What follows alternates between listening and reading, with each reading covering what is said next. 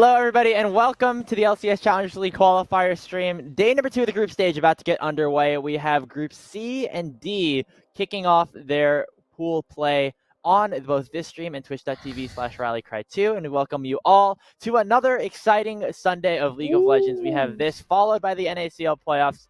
So if you want to stay entertained, stay up to date on the pathway to pro, well, you're in the right spot. My name is Grapes. I'm joined alongside Alk Battery. We got some good games all throughout the day. We have the group stage games here, which of course should be fun, and NACL playoffs happening later today. I think those series are going to be really good. Yeah, do you actually know what Challenger Series games we have today? Because I have not checked today. The Fly EG. Oh, that's and then right. We have DSG AOE. I think Okay. both of those series could go 3 games, but Agreed. Okay, that should be both of those series should actually be a lot of fun. We saw yesterday's series on Challengers League, and they were not particularly close. You had your tweet. I thought it was out of pocket that Team Rally Cry decided to call you out, and I'm glad that you stood your ground on that. If I'm right at the end of the day, that's all that it matters. Real. Fear have been looking good. They got the land buff and everything like that. You'll be seeing them a little bit later on next week in the NACL. But we got to talk about the qualifiers, because speaking of the NACL, these are the teams battling to try and make it in there. If you are joining us for the first time, this is a brief overview of how we have gotten here to this point. This is the second of 2 tournaments of the summer split. And it's an open process. You can always sign up, depending on what the format looks like for next year. If you're a team of friends that wants to maybe make it into the NACL, you can try your hand at getting selected by the committee and to enter the Swiss format, where all of our teams won at least 3 of their games out of 5 to qualify for the group stage. Yeah, and if you're an influencer team who's looking to get into the Challengers League, it starts here, right? It starts in being able to make it through our qualification process, which afterwards, once we have all 32 teams seeded by the selection committee, then you move into a Swiss format where 2 big things. Not only is obviously getting out of the Swiss going to influence where you're placed in our group stage, but your initial seeding will have a pretty big impact as to where you land. So wanting to make sure that you get the highest average solo queue, as well as making sure that your players have some level of competitive experience. Our selection committee does tend to, I think, prioritize those who have played and definitely won a lot more. I think that makes a lot of sense. And just win. This is a look at our GSL style bracket, the group stage that we are currently in, and the matches you're going to be watching here on Rally Cry Official, as well as Rally Cry 2 for the next couple weeks. And the 2 teams that make it out of that will make it into our playoff bracket. We are covering Groups C and D today. Groups A and B have already been concluded with their first rounds, but you can take a look at what we are maybe expecting. We're going to cover Group C here on Rally Cry Official today. The winner of this group will play against the 2nd seed from Group B, which, speaking of all, we had a big upset happen yesterday in that group with Team Ambition, the Qualifier 1 champions, dropping 0-2 to Teamless Revenge. That could be them in that number 2 spot. It was so crazy. Like, we talked about it, but we were also like, oh my god, wait a minute. Like, this is actually going to happen. We thought, okay, game 1, we've seen our top teams fall and lose a single game in a best of 3. That's whatever. I think it's more expected that that'll happen than not. And then we go ahead and see Team Ambition just straight up drop. There wasn't even like a bit of a fight. It felt like Team Ambition were a little bit off. I don't want to have everybody immediately look towards the substitution in top lane for Hoarder over Porsche. I think this game definitely happened a little bit away from him in this instance. And so hopefully Team Ambition can kind of bounce back, because the Kellex Grandpa Gamers and Coachify series was absolutely nuts. I'm glad that we get to see those 2 teams going forward, but I mean, that group is in complete shambles right now. Like, that's the one where if you had, like, pick'ems, it just completely messed up everybody's points. No one's getting perfect pick'ems anymore, and congratulations to them. Out of those two teams, Grandpa Gamers and Team Ambition, both of them made it into the quarterfinals last qualifier. Now, neither of them will be making it in, or at least one of them will be eliminated before even winning a series, which is going to be an incredible storyline to watch for next week. But let's talk about the teams that we have here today, starting off with our first series in Winthrop University versus CB Gaming. This is Winthrop's roster: Denethor, Trickster, Sword, Mobility, and Chookies. The roster that took 2nd place in qualifier number 1 and are the highest, I guess, seeded undefeated team left, if I could say that, in That terms is of their performance incredibly from. great tailoring of what the standings are right now. They are undefeated. Yes. They have the most. They're the highest points that have not lost a series so far. Aha. Well, are we counting best of ones from Swiss because they went 4-1, or are we? Yeah, I guess you're right. Whatever. Either way, this is the team that that came second, took Team Ambition to 5 games, and unfortunately were able to fall there. This is a team that I think is slowly starting to kind of find their form, despite like how dominant they were in the first qualifier. I think for a roster, for a organization, or I should say a collegiate squad that has been so dominant so far in the past couple of years, like the rise of Winthrop in the last 2 to 3 years has been really awesome to watch. And now with this roster, with head coach Artemis coming in, we should be expecting a lot from this team as the qualifier keeps going on and as they gain more time, since Artemis only really joined the team towards the back end of their performance and really wasn't able to have much long lasting effects. We're going to hopefully tend to see that as the summer and split goes on. Winthrop's currently third place in points because Mirage Alliance won their series yesterday. However, with 130, with a best of 3 win today, they will tie Team Ambition at first place. That is a storyline that we can continue to watch in terms of seeding for the promotion tournament, as it looks like Winthrop are poised to get there. But looking to stop them today is our underdogs, a team that is known for being underdogs in CB Gaming. CB Gaming, man, this is it's always hilarious to watch CB. One small note is K2 will be subbed out today. Colthrow stepping in, so Coach Colthrow gonna have to put on the gamer hands today yet again. He's gonna have to step in. Colthrow always finds a way back onto the stage, whether intentionally or not for him. For CB Gaming, though, they're a squad that we saw last qualifier. We've seen in every single qualifier make a little bit of a splash. It's actually where we found Kisno originally. And now that guy was playing on the Supernova roster that did qualify in spring and is currently on the Lit roster that'll be playing on the other stream. For CB Gaming, though, this is a roster that tends to focus a lot around their mid jungle, but now with a new jungler in the mix, I wonder how this will change up some of their game plans. CB Gaming has always been a team that has upset some of the top contenders, but never made it over the hump, right? They took a game off of Native in spring. They took a game off of Mirage Alliance in summer qualifying. If they can take a game off of Winthrop, that would be, a continuation of what has been expected of them. But not being able to take that series, get to that next step, I think that is the next step that we are expecting out of this team. Although a bit of a different roster this time around. Geiger and Coulter coming from Froggy 5 to join the rest of this squad. I know you're sad about War Cyclone. It's okay. Just let it out, man. Just let it out. I know you're... He's so good. Okay, Psycho's been around for a while. For sure.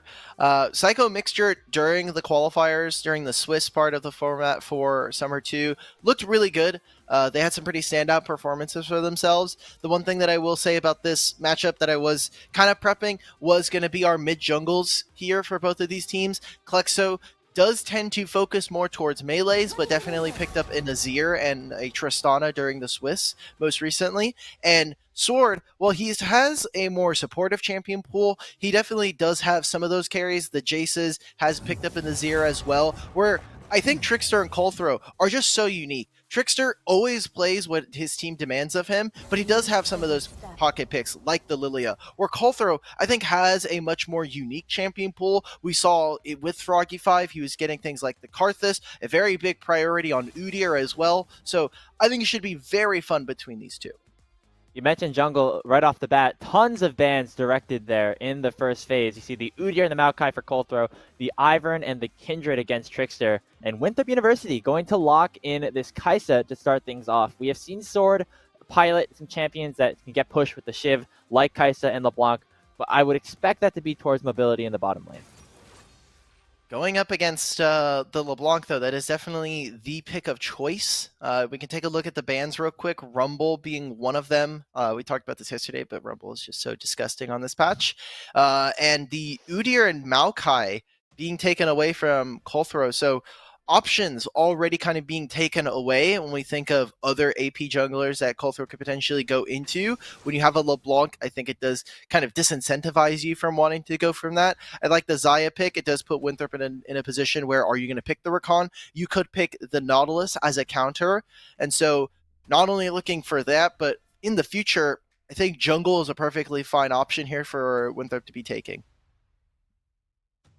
Normally, facilitating junglers have been what Trickster has excelled at over the last couple of years specifically. So, getting something early on in the draft, saving your counter picks for the solo laners would make some sense. However, Cassante is still available. That can be flex mid and top, but another very strong pickup here for Winthrop to round out their first phase. I was surprised. I thought this was going to be a Rel pick. Like, this for Winthrop should have just been Kai'Sa, Rel, Cassante, right? Like, you have the flex between where Rel can go. We already talked about how Cassante playable for both of these.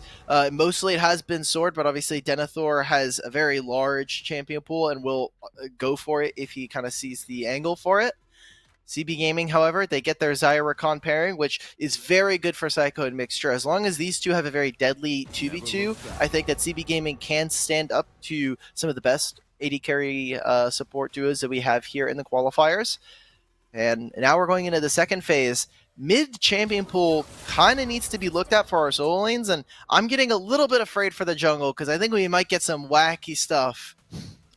There's already a lot of champions taken off the board for both of these guys, and might be pinched a little bit more as we head throughout this second phase. I will say, Winthrop University need a little bit more DPS maybe in their composition. I know that Kai'Sa can definitely do a lot of work later, but if you maybe have a little bit of extra long range, maybe Denethor can get something that's a pretty good matchup for him, and send that Cassante mid to just soak up some damage. So there definitely are some needs for Winthrop at the moment. We see Geiger's champion pool getting focused very heavily here in this second phase.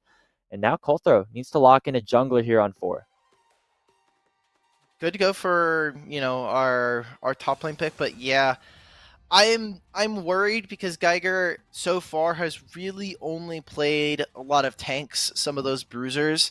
Going into the Cassante, if they are going to pick up another AD champion and just allow for LeBlanc to be the solo magic damage, then you're looking at things like Fiora potentially to try to go up against this Cassante. And now for Winthrop, I think building out a very standard composition, getting the Sejuani can play for one of these solo lanes, and we'll have to see where this Cassante goes in now, as this final pick will tell us. Hopefully, I hope, if it's another flexible champion, then I give up. All right, cool. Looks like maybe a bot laner from Mobility actually going to get locked in here. That would send the Kai'Sa into the mid lane for Sword, have Denethor pilot that Cassante, and Mobility loves Zephelios, of course, and even though we're on patch 13.13 instead of 13.11, he's going to be picking it up once again. Those nerfs were fake. I know we had our meeting, and we've seen it across the world.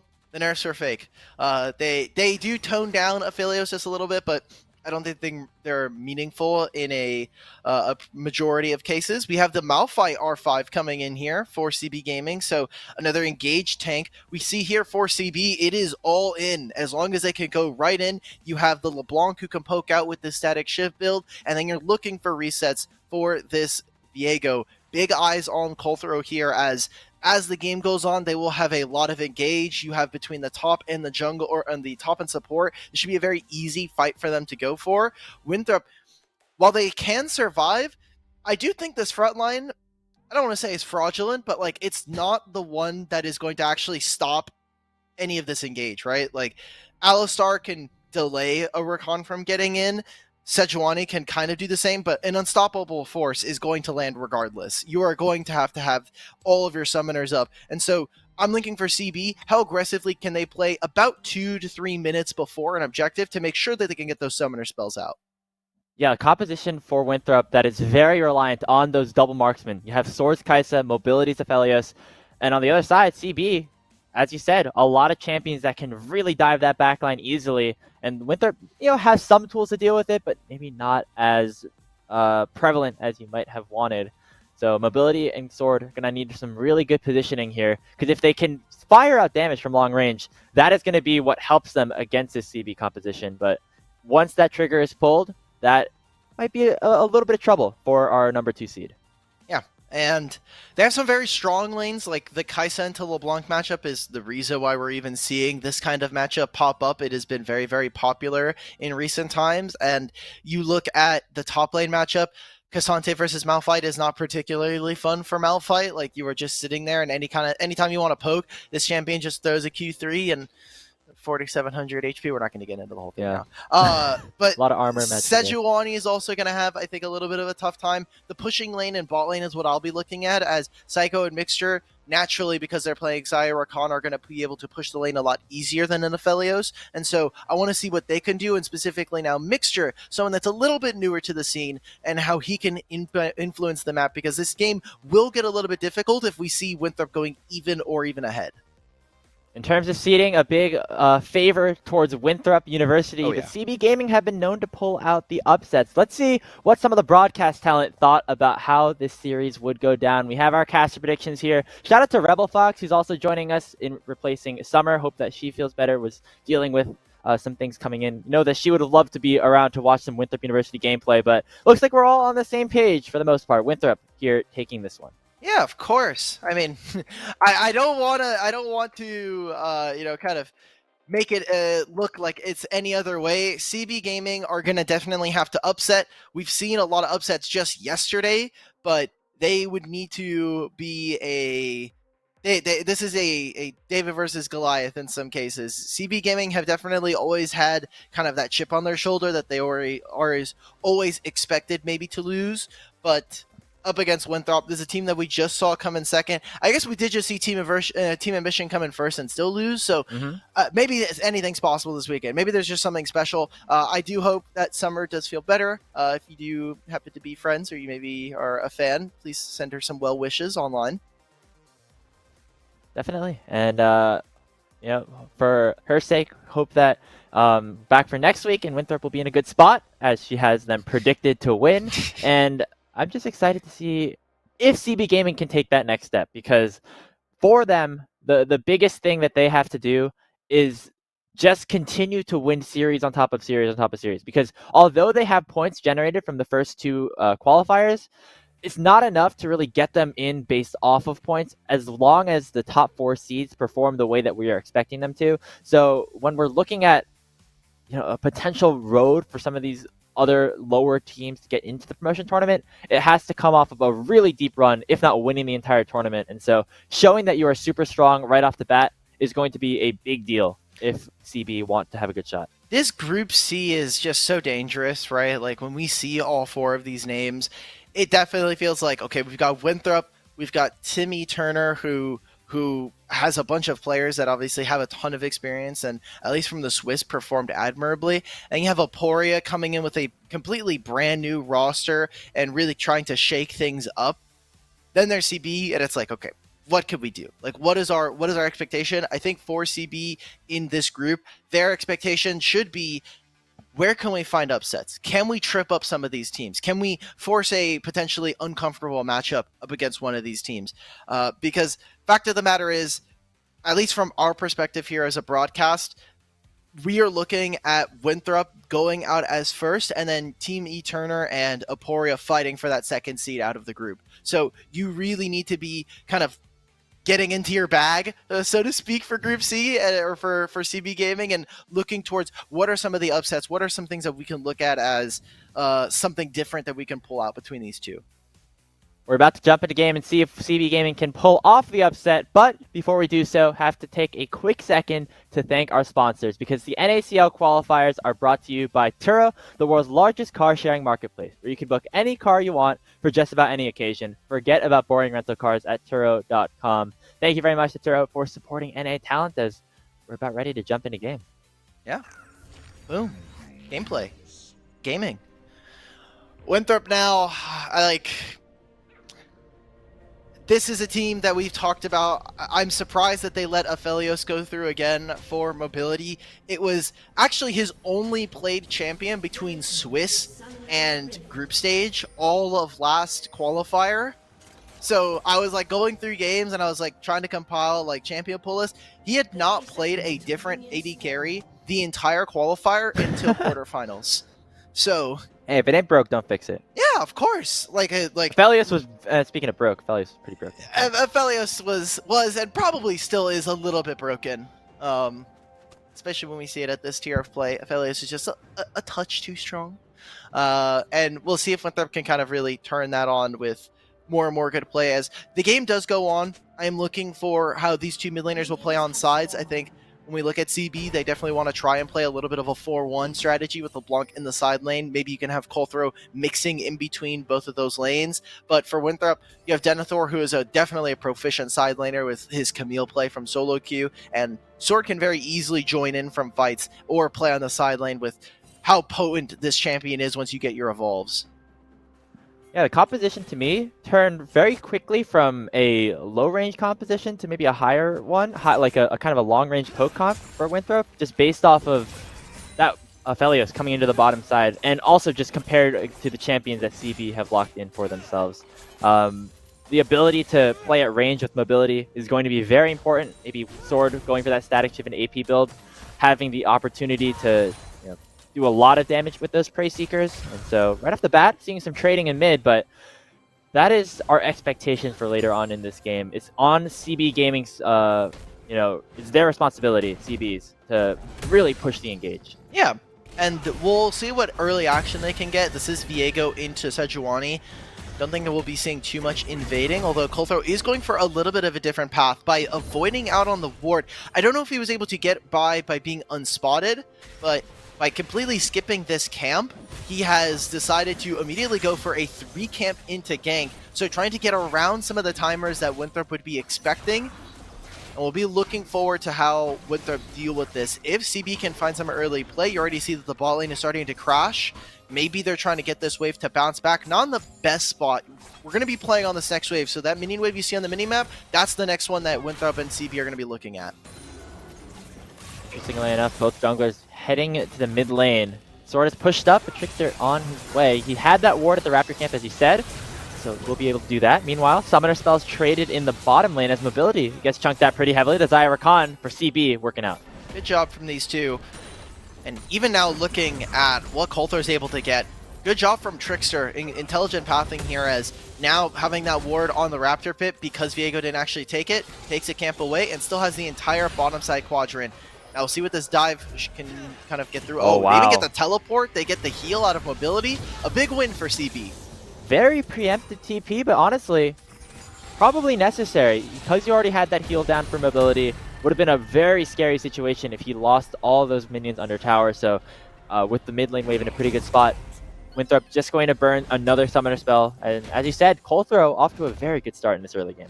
You even have the fact that they knew Trickster was on the top side because of them using the Scryer's Bloom up there. So at least verbally should be able to call out that that champion is up there and their jungler's not here. A great job from the side of CB. They don't make them lose all that much. It's obviously the 2 summoner spells that we talked about, but it does gain an advantage for Klexo as he still has his teleport, still has his... He actually already backed and got the Kerchice shard, so looking pretty good for CB so far. We need to see, obviously, some more actionable plays. The big winner for Winthrop out of all of this is Trickster, who will be hopefully fast-tracking a level 6 here because of his pathing. Yeah, has gone for basically a full clear, going back to base, getting into some items that have not necessarily seen in the inventory together. Some brown boots and a double cloth armor, as Colthrow has not gone for a base yet, and because of that, forcing a flash out of Sword. That's a summonerless Kaisa for the next 5 minutes. Yeah, that teleport actually caused a really bad timer here for Sword. He had already taken his recall after crashing the wave, and so it was, like, hey, if there's any time I'm going to be able to teleport, it's now. But because of that, that wave is massive and stacking for Klexo, so he can just sit there, let it sit, keep forcing Sword to go down in CS, and eventually look to move afterwards because that wave is going to build and shove back in. If anything, he'll take his recall and try to keep matching Sword. So, and saving the teleport, great job for the side of CB, at least early on. It's only going to net them small gold and experience leads, but it's stuff that we want to see from a team that is obviously bottom in terms of seeding for this group and trying to punch upwards up against our second place Winthrop. And I feel like that's been a fun thing that we've been able to see throughout the qualifiers. These lower seeded teams really put up a solid fight. Don't know exactly the situation going on right now with Lit and Cold Hearted on the other stream. I think there are a couple of delays that are preventing that game from being started on time, but that's a team at the number 13 seed that is very capable of taking games. Players like Yukino, who literally were top junglers in the NACL last year, and we saw how close some of the other top versus bottom seeds were yesterday's game. Obviously, Team Ambition ended up losing, so CB continuing that trend and putting up a good fight. Yeah, Group D and Group C definitely, they feel like 3-team groups. And I think we can say that for most of our groups, right? Like we saw Group A yesterday on the B stream. We had here on Rally Cry Official the Group B, where Team Ambition obviously seems like the group now might be a 4-team group, which is always very exciting. But we're always looking for upsets, always seeing how some of our top teams are pushed. As Trickster gets an early invade, he has actually been caught up to by Colthrow here, and they're getting pretty close to level 6. Need to see some early action. I would love to see maybe a kill in one of these lanes. They've only gathered some small advantages, but we're looking now at other lanes. Denethor is continuing to kind of farm out his lane, and with him having level 6, we should be looking at him to be a pretty big influence. As one of the newest members to Winthrop, obviously has been on the roster for a while, but has been in the substitute spot or in the spot below someone like Mabud. Now, finally, with some of the players either graduating or moving on, Winthrop, this feels like, at least for right now, and we'll see what CeeLo looks like in a couple of months for them as well, but, kind of stepping into a new era, some of the fresher faces, a completely new roster from the one that won Collegiate all those years ago. And, yeah, new players kind of in that mid-jungle, even from the CeeLo Championships about a month and a half ago at this point. Trickster and Sword were not on that team that finished top 4, and, the way that they've been playing can make an argument that they upgraded and are looking even better for what could potentially be on the horizon for years to come. That kind of molding or combination of Collegiate and Tier 2, Tier 3 League of Legends has been really fun to watch. Of course, Maryville, of course, in the lower bracket now of the NACL playoffs, but even making it to the NACL playoffs as a collegiate org. Definitely a good sign for how collegiate programs could work in the past, in the future. I think it's really funny that we're talking about this. I will hold this. Skyger's probably just going to have to use the ultimate. Oh, he uses the flash. Okay, well, one of these things will come up before the other, and the flash is not going to be one of them. Flash will not be available. It'll barely be coming up by the time that this dragon spawns. Mobility just taking a small trade. We're not getting too much action here, and I think, both of these teams obviously playing a little bit slow. It is rather... I don't want to say it's early because it is like 10:30 a.m., but for gamers, it's particularly early. And I don't know about you as like a collegiate student, but like for Winthrop, I would expect them to be up a little bit early. I saw the Winthrop boys in the Discord. We can continue the discussion in a second as CB Gaming going to go on the aggressive. Chookies has to flash away. Heartbreaker throw from Colthrow. Not going to secure first blood just yet, but here comes Trickster. Lands the Glacial Prison onto the Viego. Not enough damage to take Colthrow down, as Psycho will also join in. Trickster has to flash away, but Collecto dashes forward with the distortion, and first blood is picked up for CB. All out popped by Denethor, but he does not have enough range to take down Colthrow, and CB Gaming with 2 kills to open up our series. Great job. 9 minutes, we finally get our first blood between these two, and it comes off the back of kind of a small trickle in for Winthrop. I think a bit of a mess for them. Good job from Psycho to pop the Ghost there as well to get right back into this lane and barely really miss any of the action. So CB there come out so huge. They get a lot of summoner spells there from the opposite side. They obviously get the flash from Chookies, which is going to stop them from being able to re-engage. Trickster as well using the ultimate. Big find for them, as it opens up some kills. It doesn't open up any of the objectives. We had already seen CEB take the dragon beforehand. It seems like they are really prioritizing grabbing topside control so that they can get this Rift Herald. And if we could briefly go back, just for a moment, I mean, maybe Winthrop's a little sleepy. I don't know. As a college student, we enjoy our rest, especially since summer vacation. Get to actually, have some late mornings and everything like that. So I don't think they're necessarily immune. You can always skip that class at 9 a.m. if you're a little too early. It sounds like you're advocating for that now. No, you've not given at all. it as a recommendation. I'm just saying, I've heard allegedly people do that at times. So. Don't worry, me too. I've definitely, I may have done that a few times, but hey, it's just how it goes, you know. Sometimes you got. I don't. You know what? I think we're gonna move away from that. I don't know if Winthrop University would be very happy that we're talking about potentially skipping classes. No, no, no, no, no. Collegiate sense.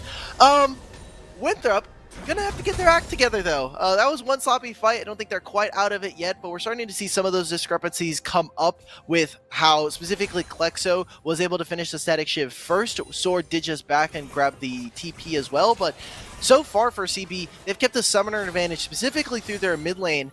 And a lot of this is coming from, again, the interaction between them and the jungle bot 2v2. So I love how CB are playing so far. They only have about 1,000 gold lead, and we have the dragon spawning in a minute.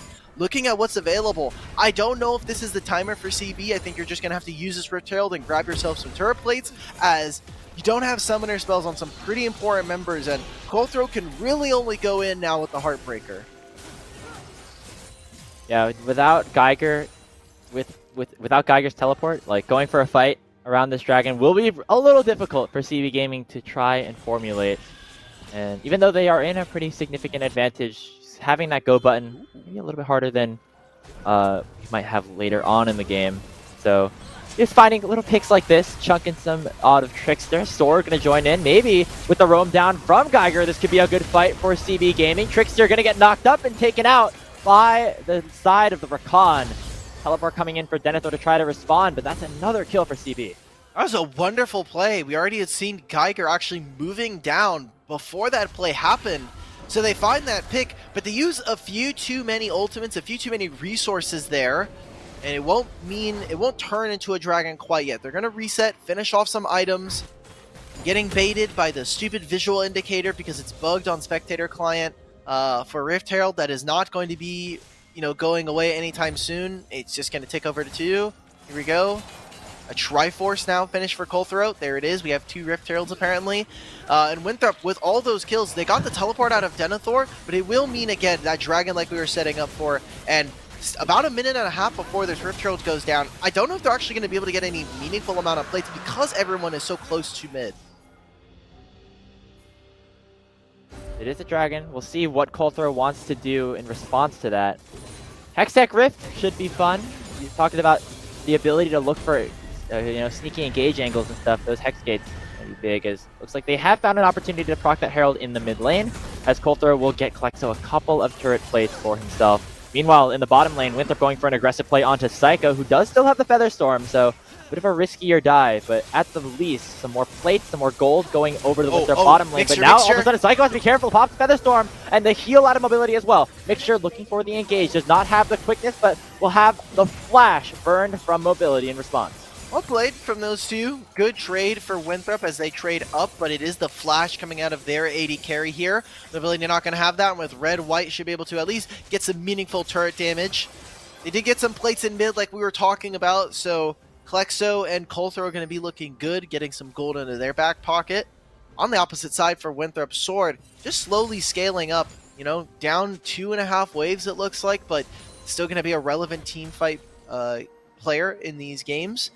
And now for Winthrop, we're kind of looking at what Denethor could do, because he's one of the more even members alongside mobility, but for him, for an NFLios, and as a fellow marksman, this game is pretty hard to play. Like, you're always thinking, okay, what can kill me in these fights? Rakan engage, there's obviously the Malphite like we've been talking about, and then really everybody from the side of CB is going to be looking for this Aphelios and looking to try to burst out someone. So the threat overload from CB is going to be very dangerous. Now Psycho without ultimate, his splash is going to have to be so on point on low ping.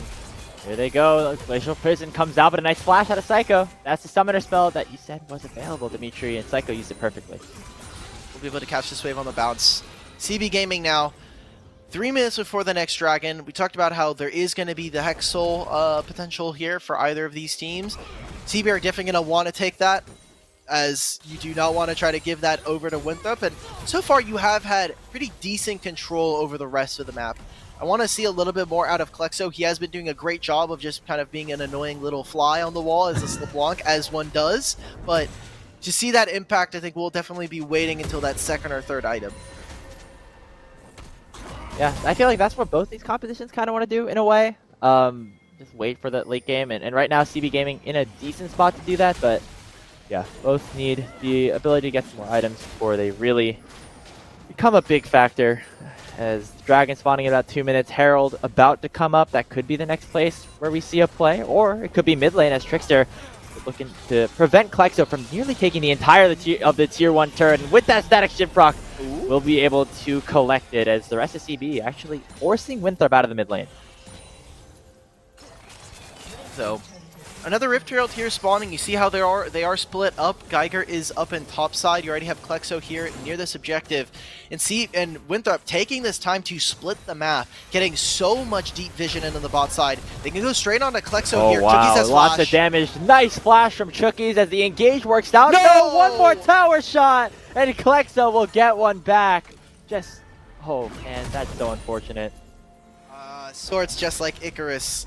Flying a little too close to the sun. The sun being the turret. We don't even have a Zero, so we can't even get the disc involved in this one.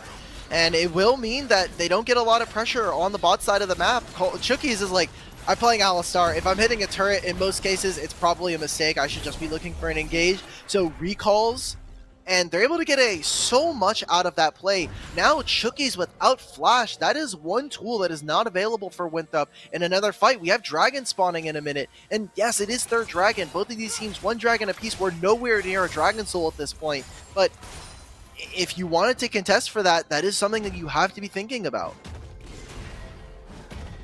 We'll see if a potential play forms around that. 40 seconds. Geiger and Denethor both have teleport. They want to get there a little bit earlier.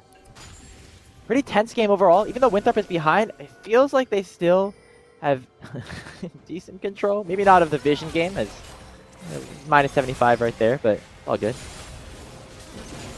No, don't tell me you're one of those. We're saying minus. They placed 2 control wards in the same place. Okay, one of fair them enough. Fair enough. did not have to be there. Me, Rude, and Beat, like, we always are like hanging out together. And when we play and like someone is like either in ranked or in normals, we're like watching each other. It is the most infuriating thing when I'm trying to play AD carry, and all I hear from either my support or my mid laner is -1, -1, and it just I'm like, I miss one, and then I miss the next one, and then I miss the third one, and I'm like, okay, well, I'm out of this game, guys. Like, I'm just mentally I can't play. this. Don't play. Yep. Unwinnable. Nope. FF, It's let's done. go next.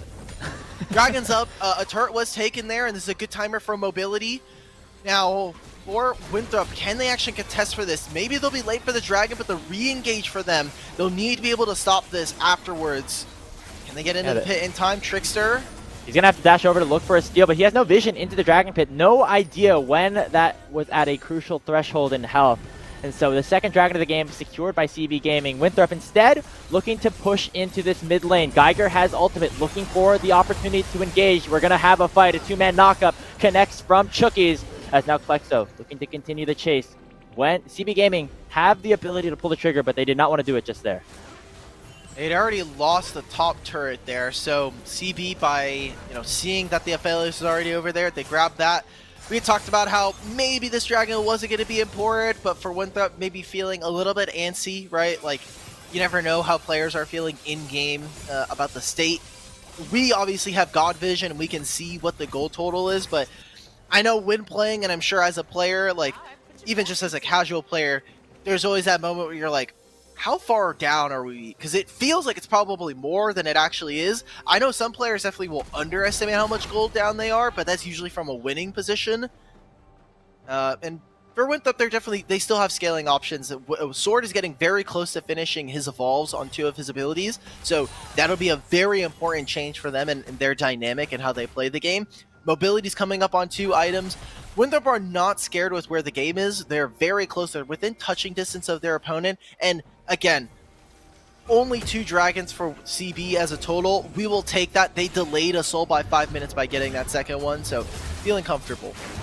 Probably not now, though. Actually, he does not have the ultimate, and with the Heartbreaker out of Cold Throw, will pick up his first kill of the game. Right at the 20-minute mark, it's just a support, but CB Gaming have 4 stacked at the top side. Their eyes are set on the Baron Nashor. Yeah, they can go for this immediately. Sword, as soon as he TPs, that should be their call-off play. Geiger will also go for the teleport. Remember, there are also Hex Gates, so they need to be watching for every angle here. CB now, they're getting their teleports in. Psycho watch does Klexo have big. on the flank. He chunks mobility down to half. Quickness comes out for Mixture, finds the engage onto the 80 carry, and Geiger will jump in. Mobility is down, and CB Gaming are dashing in onto the back line. Sword picks up one and flashes away, but Cold Throw's there for another reset. As Denethor is now stuck in a terrible position. 1 versus 5 will not go well for the Cassante as Chucky's going to try and peel away for him. Winthrop fall in the fight, and CB Gaming in a really good position once again. Coach Colthrow coming up clutch for the CB Gamers as they don't quite get the Baron, but they'll take 3 members going down. So many resets now, 2.5 minutes before the Dragon spawns, and that will put them at soul point for CB. Taking this recall now, looking at how many summoners were used. Almost everything gone for the side of CB except for Klexo's teleport. That'll be a small advantage and something to play for as Winthrop as they look forward to this next Dragon. And really the only person that didn't go down in that fight again was Denethor, one of the newest players coming onto this roster. And we need to see this Cassante have the certified moment because this game is getting out of hand very quickly now. Still only 2,000 gold, but we're seeing how fights are continuously going in their manner. And with how the gold lead is starting to swing, with some of the itemization that's coming through, it's not going to get easier for Winthrop. They are still needing to wait for Sword to be there, and unfortunately, one of your biggest members when it comes to damage, Sword on this Kaisa, was not there. He was not firing the Prey Seekers, so now you're having to play a short to medium range composition into what CB has. That is not the win condition for this team.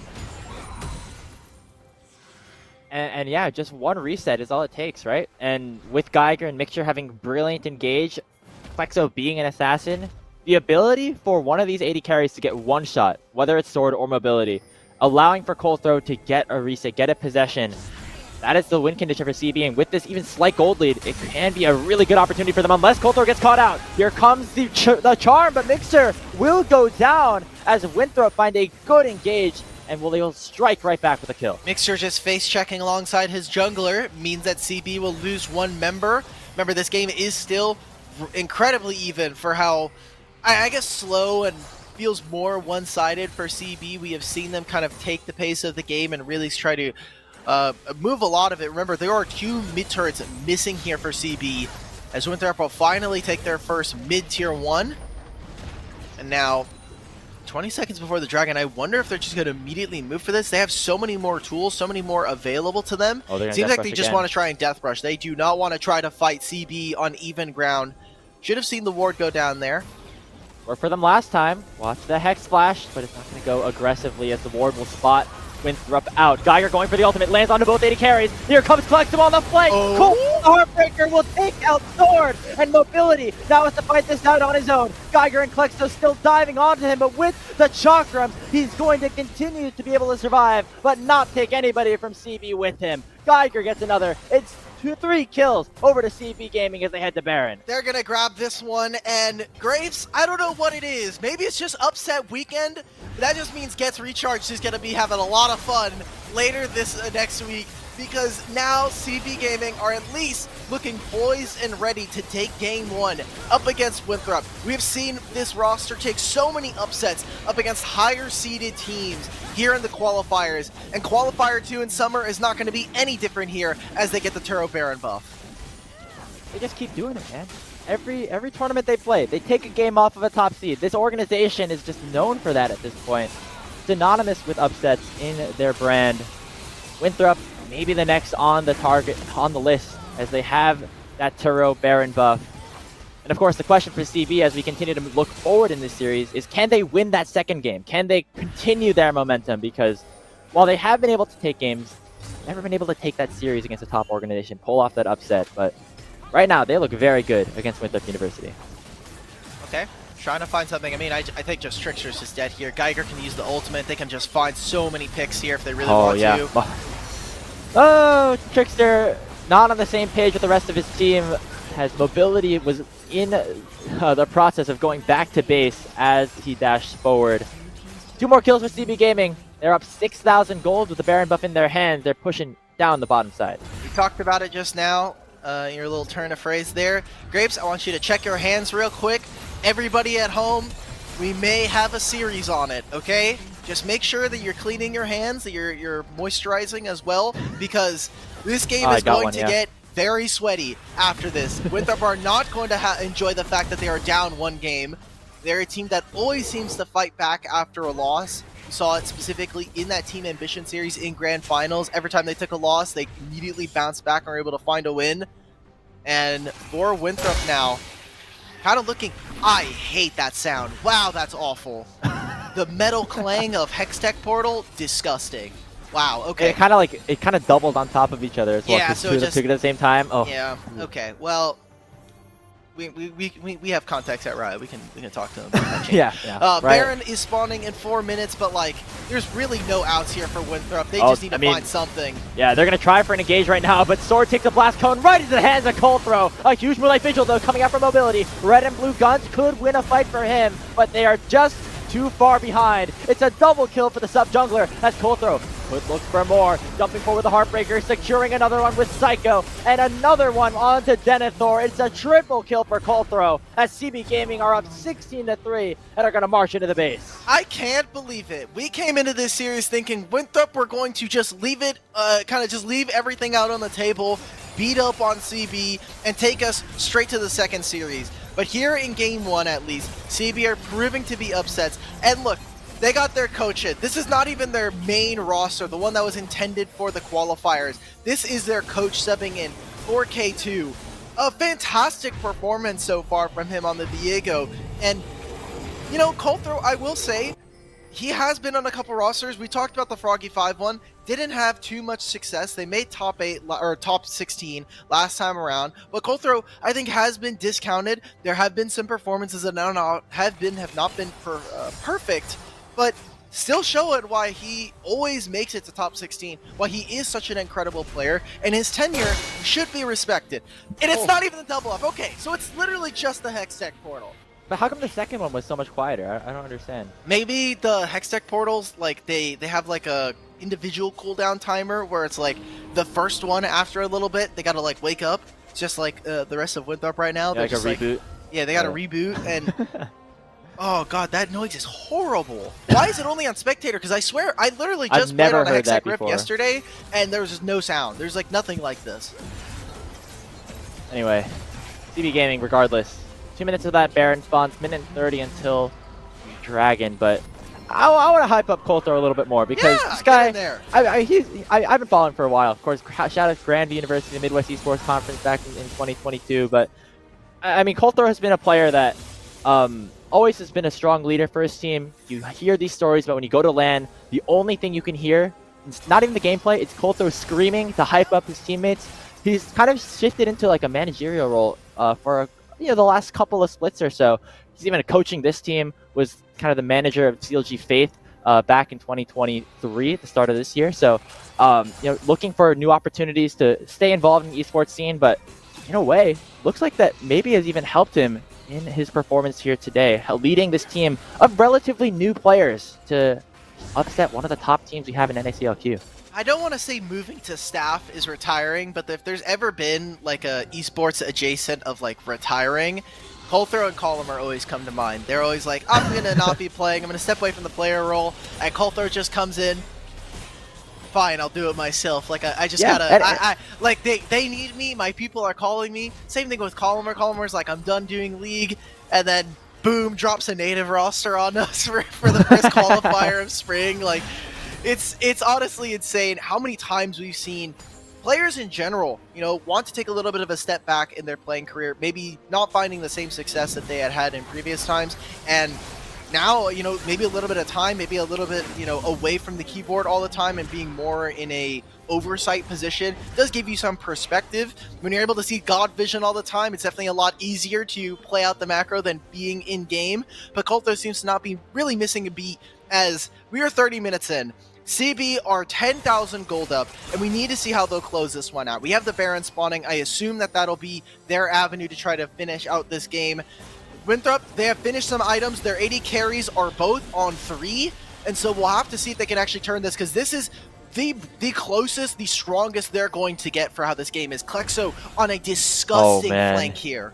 He has the Lich Bane as well. 3 items and a fully stacked Darksteel is going to hurt the backline that need to stay alive for a long time on Winthrop University. Watch mobility. Klexo was just hunting him out. A Oh. three-man knockup out of Geiger combined with the knockup of Mixture, but mobility with the Moonlight Vigil is carrying his team to victory. He will survive the initial onslaught of Geiger, but Cold Throw is here to play. A double kill already for him, and they're going to make it more. Mobility will survive, but the rest of his team will not, as CB Gaming come up huge. They're blazing through the win and headed down mid lane. It's a 420, baby, into the KD. Salute, respect, make it 421 here now as 31 minutes in. CB, they're going to take game one. They're going to finish this out. And now we are looking for how Winthrop can come back into this series as CB take a pretty massive upset. Finals who? I don't know who that is. Winthrop University, who went 3-2 in our grand finals of Qualifier 1, have just fallen to CB Gaming, the upset kings in this organization. They are just one match away from pulling off the second top 4 upset of this tournament. I feel like we say that a lot about CB. They are one game away from being really, really hilarious and really just upsetting all of the groups. But it is always that ability to actually close out a series that is not always in their favor. So we'll see what they're actually able to do. Obviously, Winthrop are a team that we are expecting to still win, but a couple of stumbles, and it always feels like cope when we talk about it from a broadcast perspective, because we're just like, oh, like this is a top-seeded team. We expect them to win. And until they lose, I think we should still have that same attitude. Until they lose the series, we should have that attitude and perspective of we are waiting to see how they'll be able to still win out in the series and to bring out of the rest of this best of 3 and move on into the winner side of the bracket. And if I'm not mistaken, this is the first time Winthrop has been challenged other than that grand finals against Team Ambition. I think they kind of have run the table for the most part throughout the qualifiers, except for that grand finals. And now against CB Gaming, who, again, always seem to be able to find that upset. They're one game away in our best of 3 for, again, shocking us in what was expected by many to be, a top four heavy league.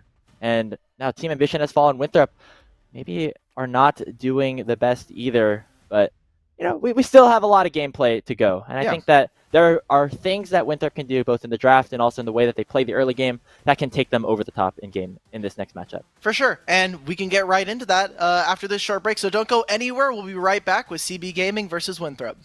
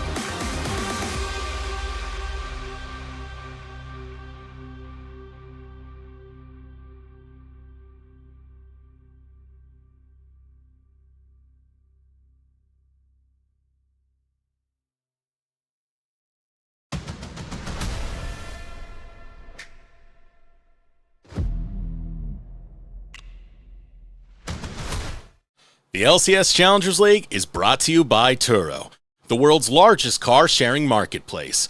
Find your drive. It's time to get recharged with Alk Battery. A quick recap of the recent NACL qualifier action. Last weekend was the Swiss stage, and the results were about what we expected. 15 of our top 16 seeds made it to the group stage, with the 18th seed Return of the Middle Six making it in at 3-2. Mirage Alliance replicated a 5-0 performance, toppling Team Ambition in the final round. Quite an upset, huh?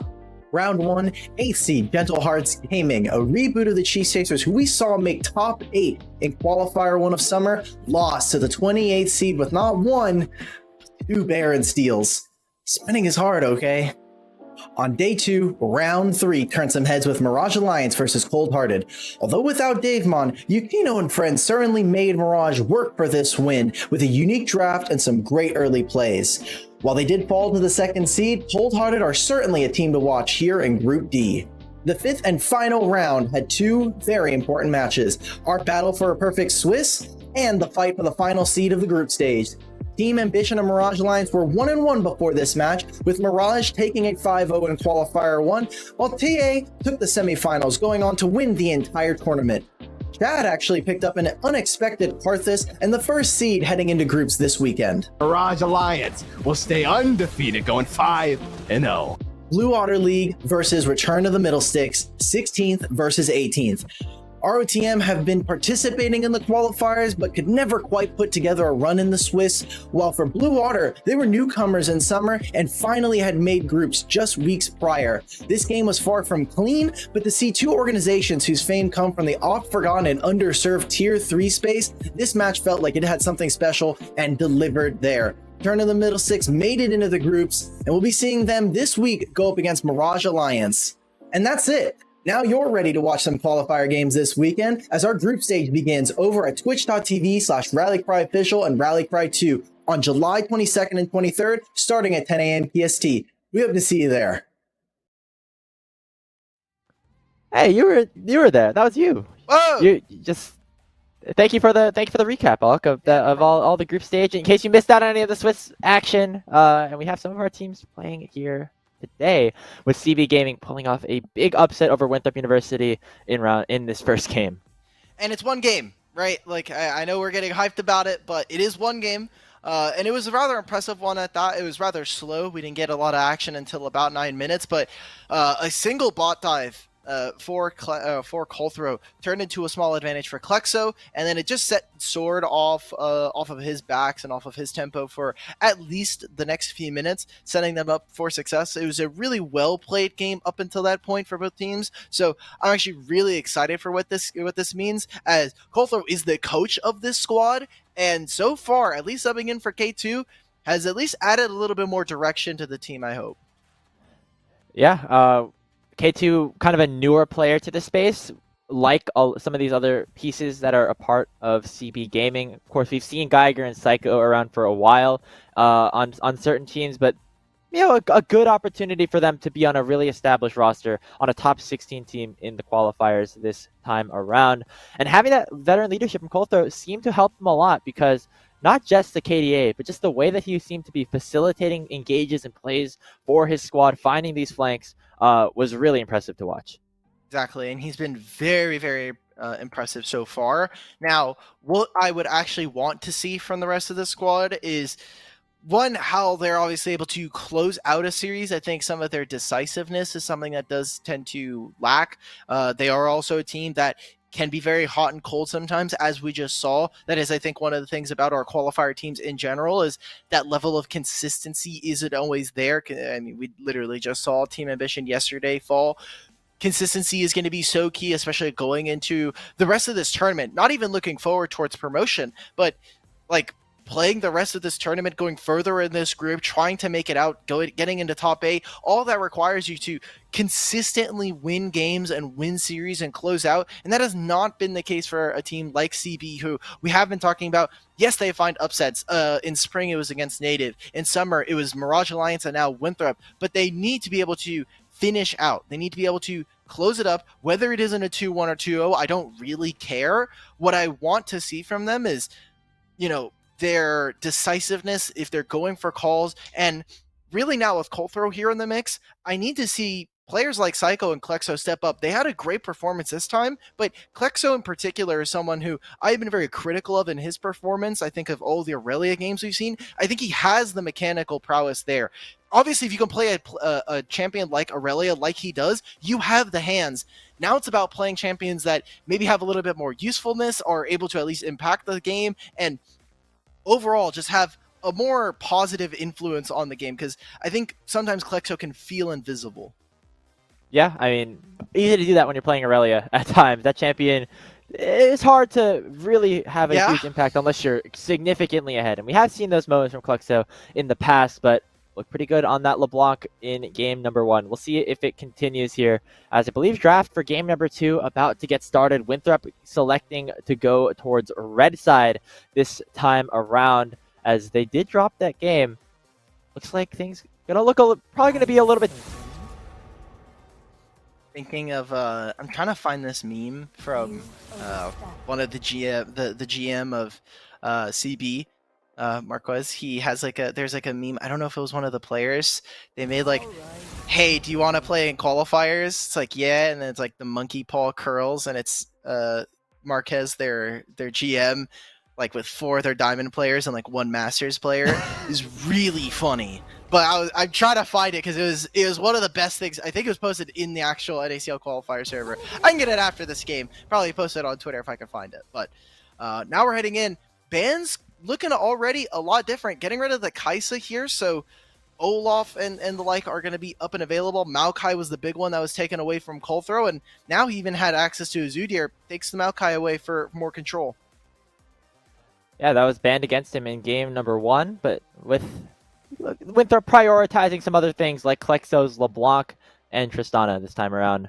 It will be another facilitator for Colthrow. Maybe not as much damage as the Viego, but still has the ability to go for flanks, start fights. So like what we see from him there. On the other side, Winthrop going to be locking in the Ahri for Sword. Not a champion that we've seen too often in the summer split, but always has good utility and solid damage. The Rel going to come in to be a very strong one too. Yeah, I was going to say, did we just forget about Rel? I'd be interested to hear afterwards. Did we just you said, oh, crap, guys, we forgot this champion exists. We could have just gone Kaisa Rel and just ended the game instantly.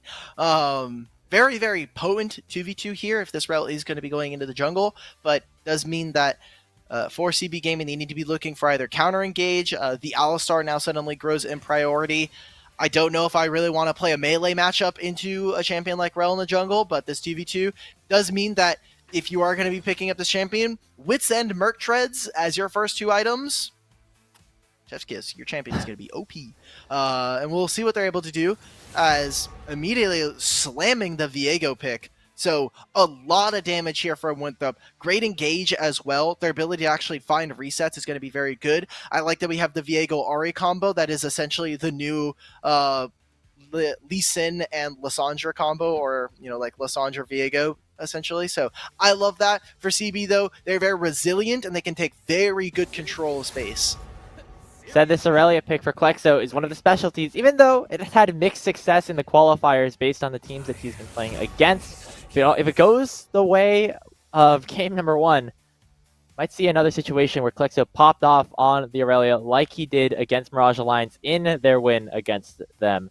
The Xayah for Psycho also going to be a very solid option. We see the Rakan taken away from Mixture, so that will not be in play this time around, as we'll see what the rest of this pick ban has to offer. Still some flexibility here in this draft for Winthrop.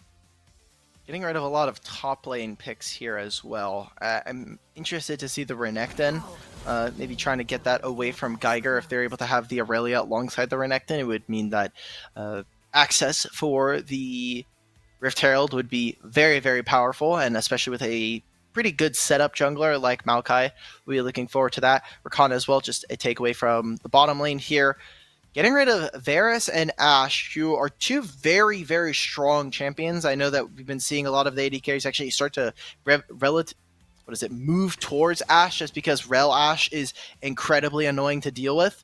Picking up what I thought was going to be the Sivir, the Aphelios here for mobility. We talked about it is his most played and one of the better members in that last game, despite the loss for Winthrop. They have such a strong team fight as it is. I think they might be missing one single piece of like a tank here. And so Casante's still up. Very interesting for CB Gaming, as that should be what they're looking for. Like, what are we going for? What's our last pick here for top lane? And saying, if you're going to try to pick that Casante, let's take the Jax matchup for Geiger.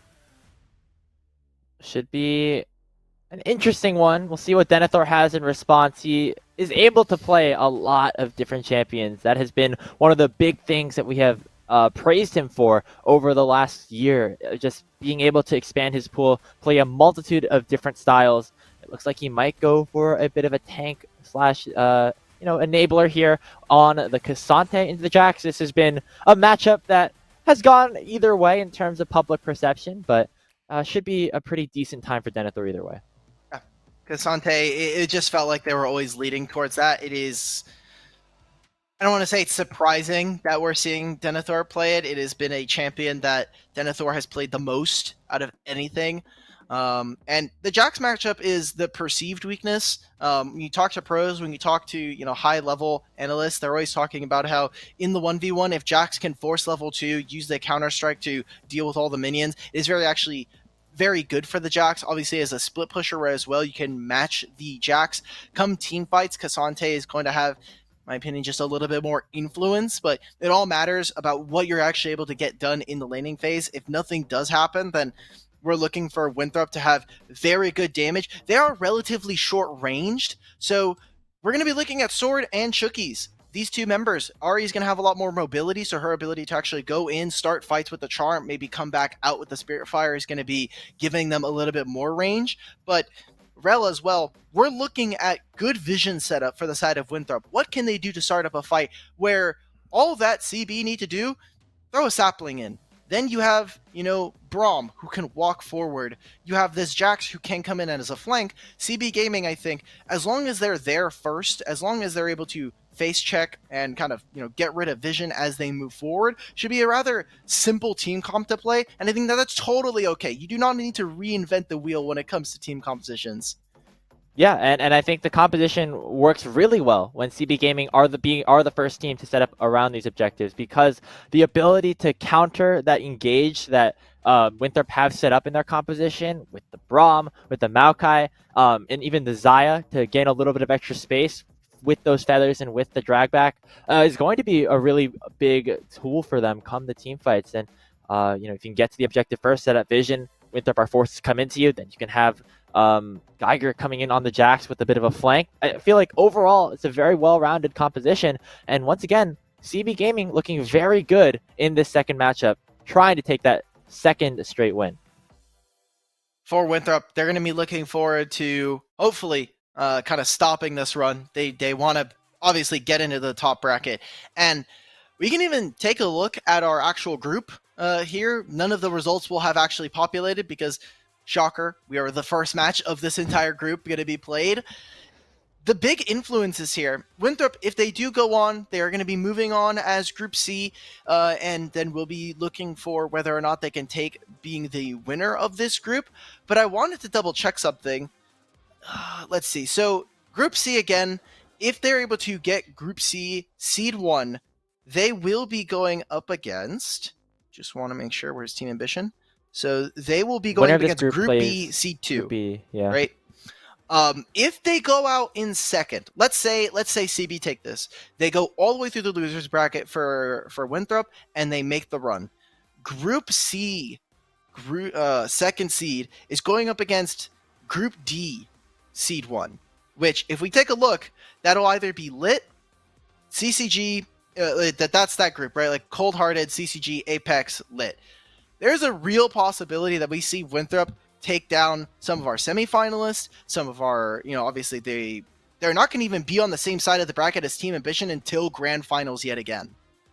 Are you suggesting here that Winthrop are dodging TA until the finals by losing the TA series dodged them by losing to Teamless Revenge, so they did that to themselves.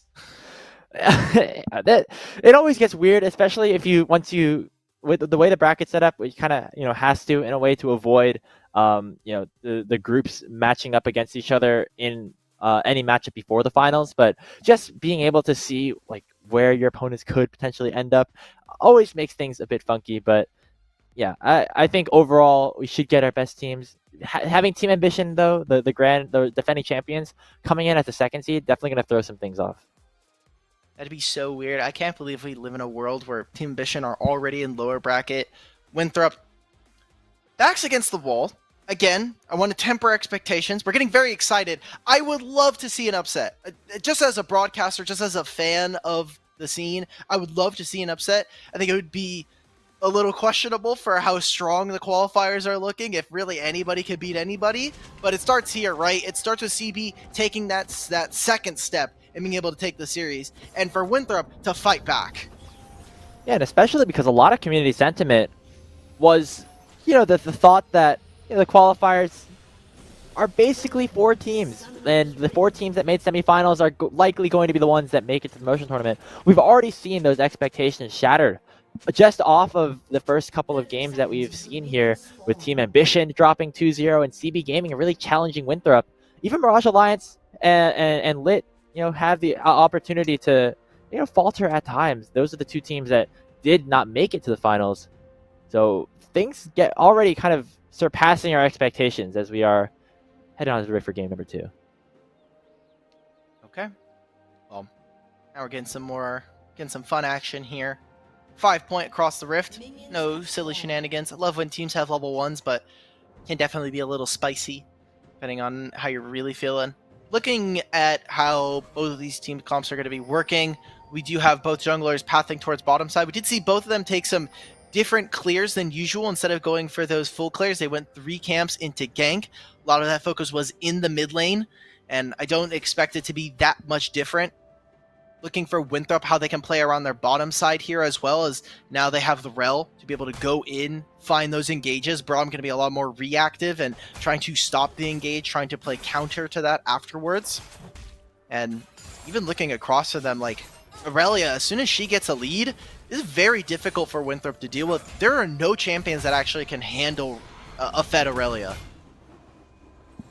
And that's kind of what Klexo has been known for throughout his time, both in, you know, tier 3 and also here in the NACLQ. Had that Lotus run in the spring split where he almost made it into the qualifiers, taking a game off of actually Team Ambition with their former roster, playing this Aurelia. So definitely a champion he's known for, and you get that lead, you know, especially with Coulter likely having a huge impact in the mid lane this time around. Could see some sparks fly. And the great thing about Maokai, if you haven't been watching competitive for the last 6 months somehow, congratulations, is the fact that Maokai will just be able to throw down basically miniature wards the whole time, giving a lot of control. The one thing with this interaction between him and Viego is that Viego can go invisible and just straight up duck and dodge all of them. Well, junglers now meeting up. Watch for flashes here. Good dodge from Colthrow. Should be able to get out of this. Yeah, that's a okay. red buff here. And you even see the bot lanes are starting to move up, so Trickster has to be very careful with where he paths. Make sure that he can avoid a potential gank or missing out on one of his summoner spells. Yeah, cheeky little steal, able to get a couple of those chickens away from Colthrow, but not going to matter too much. And I guess Colthrow won't hit level 4 off of the full clear now, which could be impactful when a fight could potentially erupt around the bottom side scuttle, but looks like for now, game still very, very close, as we're really waiting to see who makes the first move down here in the bottom lane. Speaking of, Chucky's going to go for the crash down onto Mixture. Stun lands onto Psycho, and Mobility with that level advantage going to get a nice chunk. And I like how Psycho and Mixture don't immediately just try to all in and try to get all of those concussive blows off. They know that Trickster is on this side of the map, and so wanting to just play it safe, they know that they're perfectly fine with where the lane is right now. The wave is going to be pushing back towards them. Great job. Klexo, do not get solo killed. That would be not great. We'll just kind of TP back in. Doesn't even have to use a summoner spell as well. So it's actually going to immediately try to take this recall, make sure that those back timings are fine. And for CB, they got to be a little bit worried. I think they need to start clearing and thinning this wave, as if there was a threat for Trickster to come down here, this wave would not have been in a great position. There's no one to really cover them, as Coulter's already made his way back onto the top side of the map. So still no action, but honestly, What are we to expect at this point? That's kind of what the game was last time when these two teams faced off in game 1, and then all of a sudden CB Gaming just won fight after fight after fight. And right now, maybe an opportunity to do that here is Plexo getting a nice trade on the sword in the mid lane. One more blade surge. The flash. He's one out away from dying, but he just goes too far forward, and Trickster gets first blood. Not respecting that Trickster could be there, and also a good roam coming out from Chookies would have made it a 1-for-1 regardless. But Klexo, a single blade surge away from going for that 1v1. Really good job coming out from Winthrop. Chookies trying to do the strategy that was most, I guess, popularized on YouTube because of Zeus. What you would do is, if you really wanted to get the wave in instead of preventing it from crashing in front of the turret, is you walk under turret, you'll tank a couple of turret shots, but you'll make sure that that wave gets under and helps out his mid laner there. So really good job coming out from Winthrop all around. Good coordination from them, and obviously just kind of getting around that. Geiger, you gonna flash? No? Okay. Counter-strike. Oh, that stun connect on the Denethor could have been big, but now Trickster has the opportunity to chase down a pretty vulnerable Geiger, that at least getting that wave shoved under. Wow.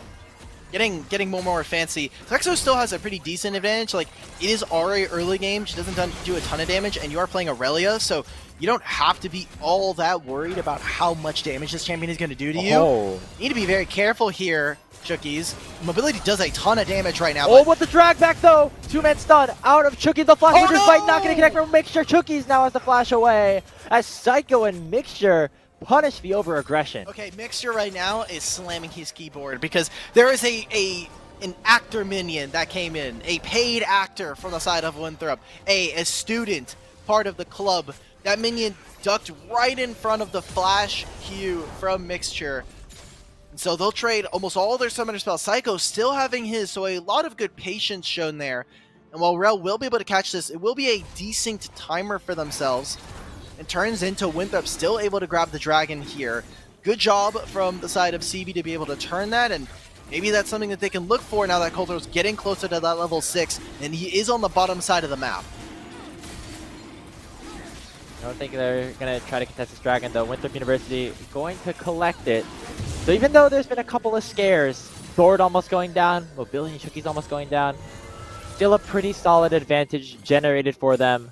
Trickster doing a good job of getting that kill in mid and being in the right place at the right time, securing that objective with the dragon as well. And we're back to almost no action. We've been getting a lot more of it this time. This time it was 4.5 minutes. We actually cut it in half. It was 9 minutes in the previous one. So if we do get a game 3, that does mean that we'll probably see a first blood at 2, which is good. Yeah, we're making progress. Every time that we get a little bit more action per game, and so that's all we can hope for at this point. See, Coulter just went for a back, as now Trickster going to get spotted on a ward in the bottom half here. Mobility just going to be able to shove this wave under tower, as Psycho will be able to bounce it right back. In the time being, Herald is already going to be spawning. Trickster is here, but they're taking recalls so they can immediately try to move for this objective. There's a ward in Coulter's jungle as well, so they will spot him out as he's doing this blue buff. You see that Geiger right now really trying to get this wave under the turret so that he can move down, start to put down vision, be just a living, moving ward on this top side, see where some of Winthrop are. I think for the most part what CB are going to be able to get is just this early scuttle just to try to grab vision priority over it. But since Chookies is already here, if they do find an engage, especially with an Ahri, there should be at least one kill depending on which member they're able to put it on. Yeah, it looks like Chookies and Mixture both joining the fight around the Rift Herald. Trickster stunning up Coulter to start the engage. Here comes Denethor as well, and a nice knockback and the flash away from the crash down. But now Klexo has a good Vanguard's edge, can go on to the aggressive, but Mixture just goes down as Winthrop have the numbers advantage and head to the Herald. That was just a really good find onto Coulter. That was them playing very aggressive. They needed to move forward. Now, Klexo still available. Geiger here as well. Remember, they just use so many abilities, so many ultimates there to try to grab that. I think this is bold from them, but calling their bluff, saying that you can't do this. 80 carries actually moving now. Psycho's on his way. will miss out on a lot of CS. So watch how many Oh. plates Mobility is actually able to get out of this play. As now, because of this, not only are they going to grab the Rift Herald, they're going to get plates here, they're going to steal away camps from the bottom side, splitting open the map, and maybe they just try to use the Rift Herald and try to answer this on the opposite side of the map. Psycho's going to pick up this wave, get at least 3 plates here. Winthrop need to be looking how much can they trade up on this. So it's 2, and it is split between him and Colthrow, while on the outside, Mobility's just picking all of that solo. Trickster's getting all of these camps. Dragon spawning in 2 minutes. CB are going to have to clear out a lot of vision here. Not gonna lie, that's a pretty decent trade for Winthrop. Yeah. At the end of the day, you get the red buff steal, and now Trickster can go for the on the aggression here. Geiger forces the ultimate out, but Mobility and Chookies get another wave under the turret. You trade plates pretty evenly, and you get a couple of camps onto your jungler. I call that a win for Winthrop. That is a pretty good trade for Winthrop. He's having to use the ultimate, very non-committal as well. Going to be able to have that available in a minute and a half's time, where we have the second dragon spawning here.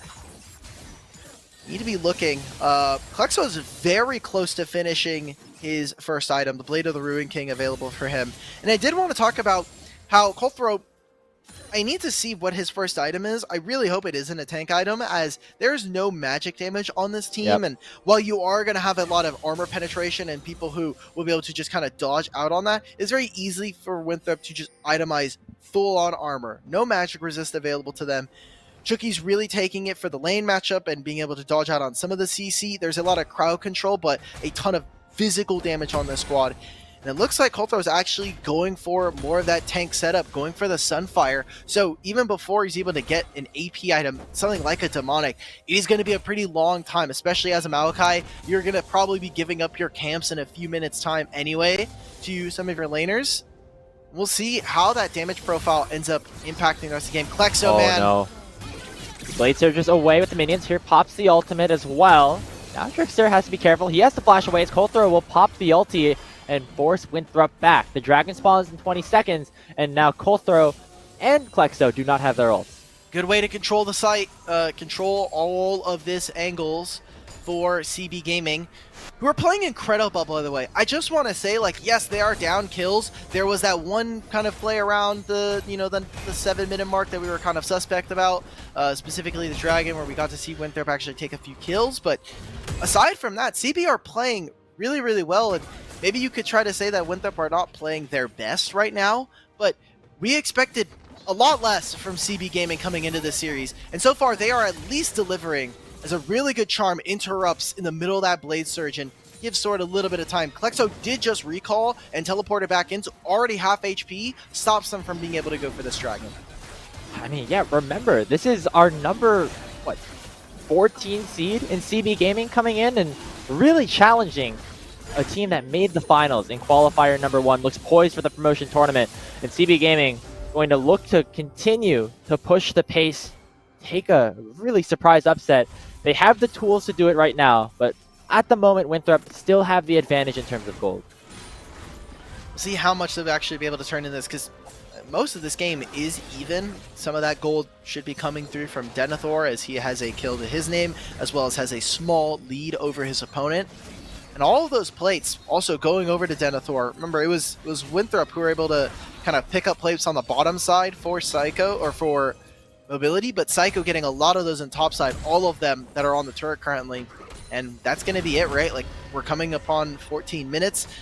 Colthrow is clearing down in this instance, and we'll see what other action we're able to get out of them. As CB Gaming, it would be such a massive upset for them if they're able to grab this. Psycho as well. Like, all these players, I think, not having the best success here in the qualifiers this year. You know, we'd seen Psycho on many different rosters. Mixture, a much newer player for us. Klexo, like you were talking about, on that Lotus roster in spring. Colthrow, Froggy 5. Geiger bouncing across a few of the teams, but not ever really able to find that upper echelon of success. Yes, they won some series, and CB Gaming as an organization definitely did a lot better in spring than they have so far in summer.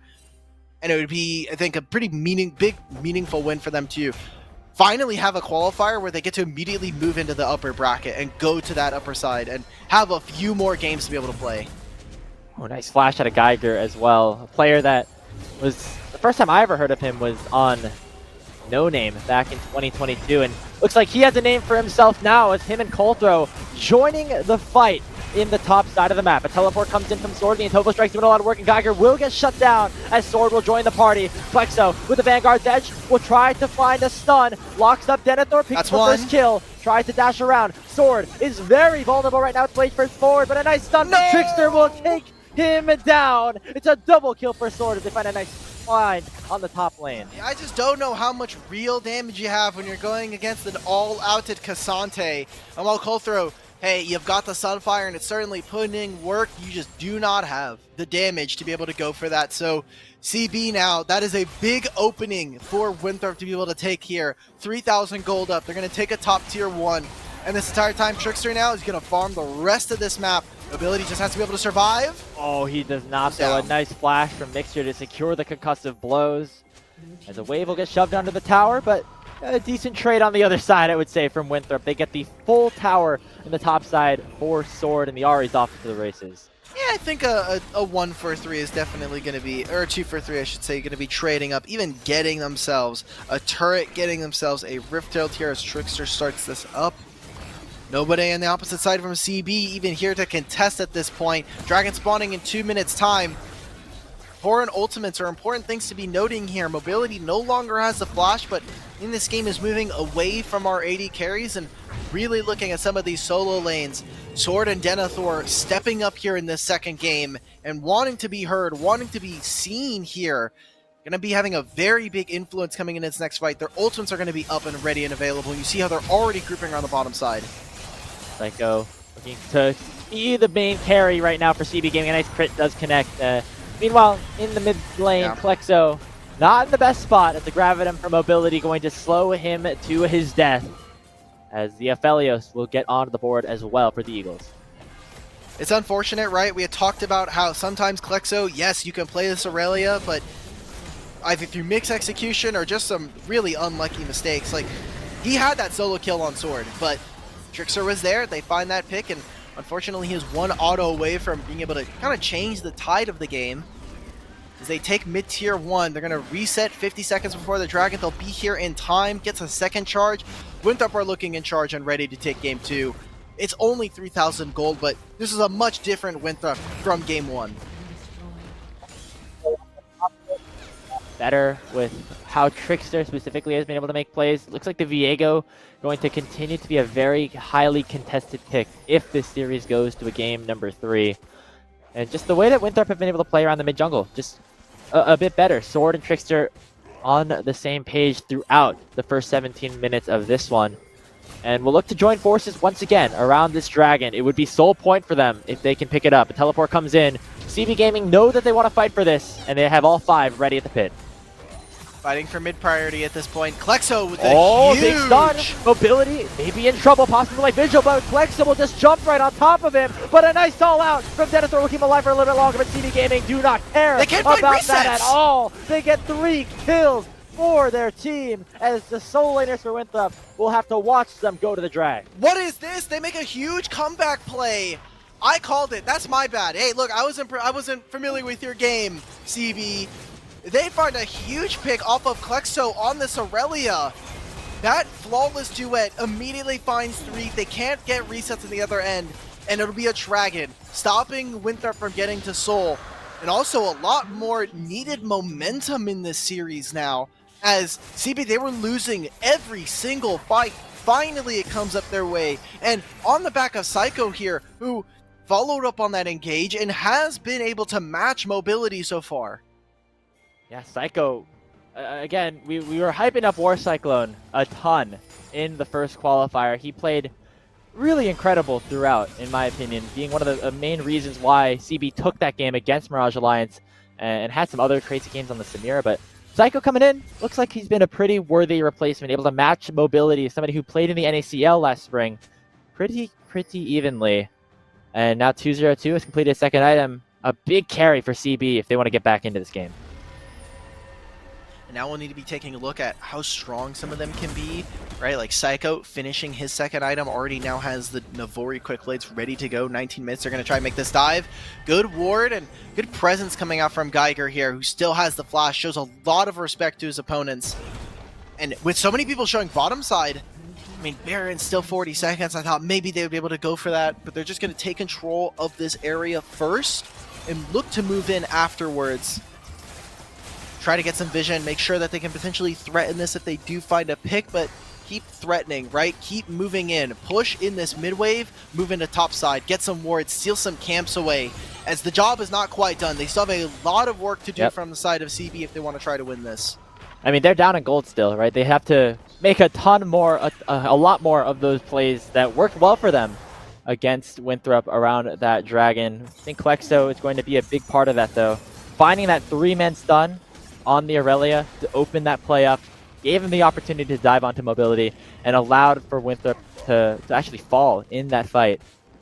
Take a look at the gold right now. It is still basically just Psycho with the upper hand, as the rest of CB really need to play around him. Taking a look, right, like, Baron is up. Almost all summoner spells available. Denethor's Flash, as well as the Cleanse away from mobility. Item completions are starting to, still trickle in here. They've now used the Nature's Grasp to get a lot of control on top side.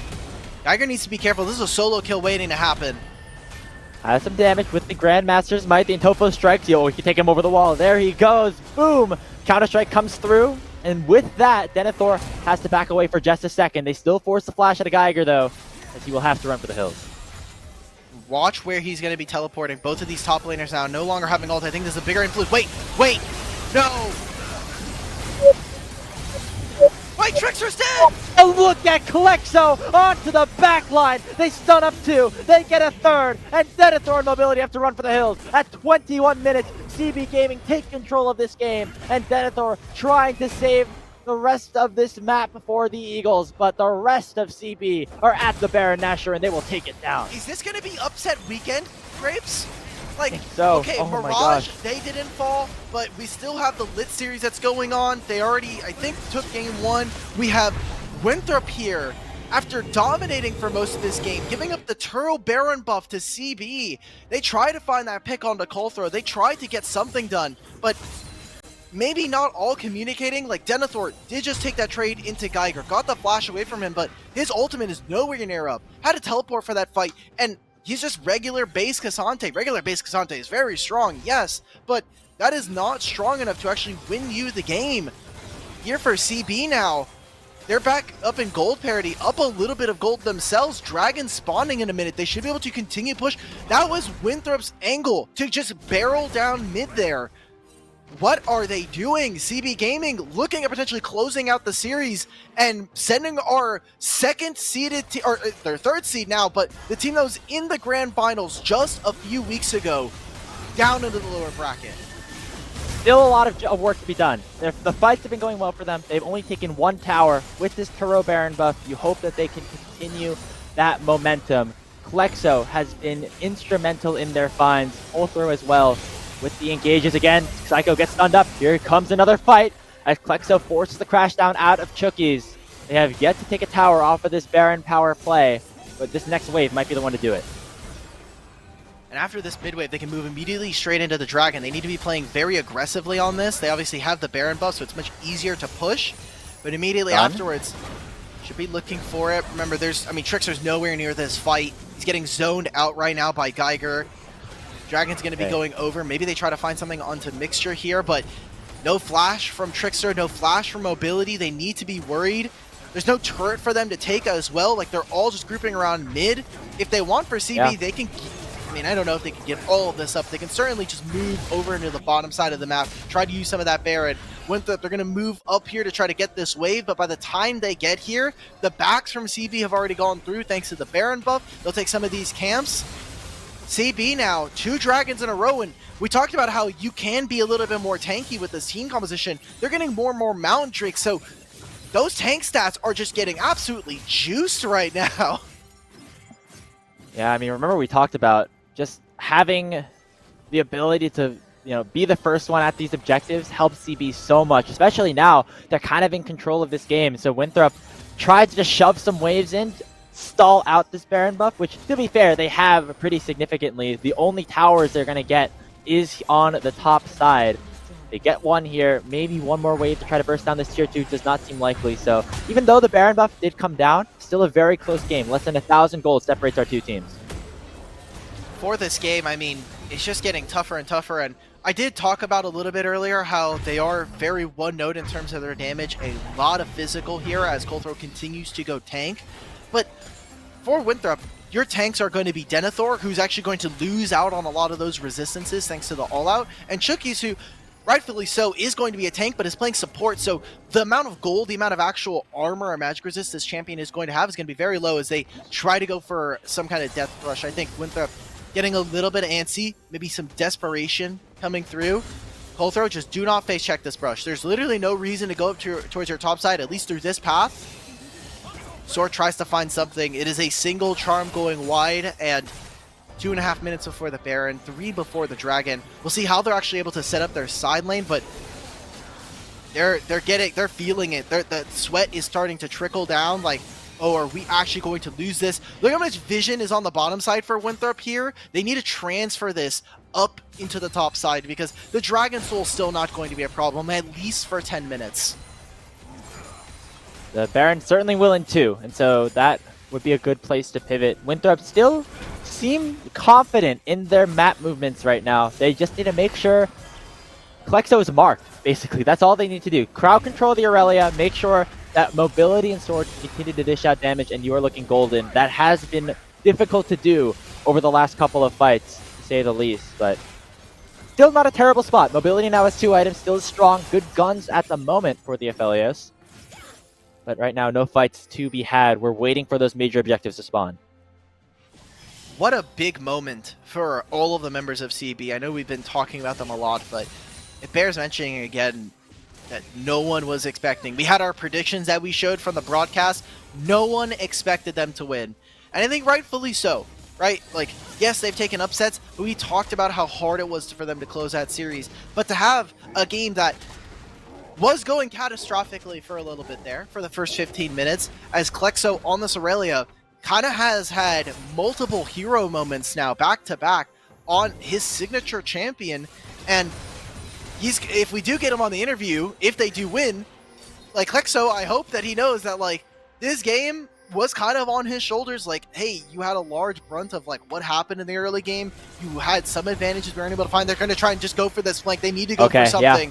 A pretty ambitious play here as Chookies goes for a big Magnet Storm. They stun up Psycho. Denethor onto the backside, but watch the teleport. Gyre's on the flank, and a huge drag back from Psycho will burst Winthrop down. Mobility is low. Klexo will blade surge forward. That will be a clean ace for CB Gaming.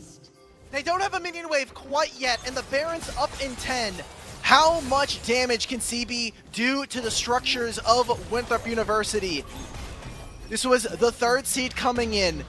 They finished in the grand finals, 2nd place there. They're going to immediately go for this Baron. Psycho playing out of his mind in these team fights, and the entirety of CB Gaming at least firing on all cylinders here, as Winthrop are now staring down the barrel of having to go into the lower bracket. It seems our grand finalists both are feeling some of that fatigue. Maybe it's a patch bounce back coming all the way from 13-11 to the new patch, but 30 seconds before the Dragon now. Baron in their back pockets. They got a tier 2 in mid as well.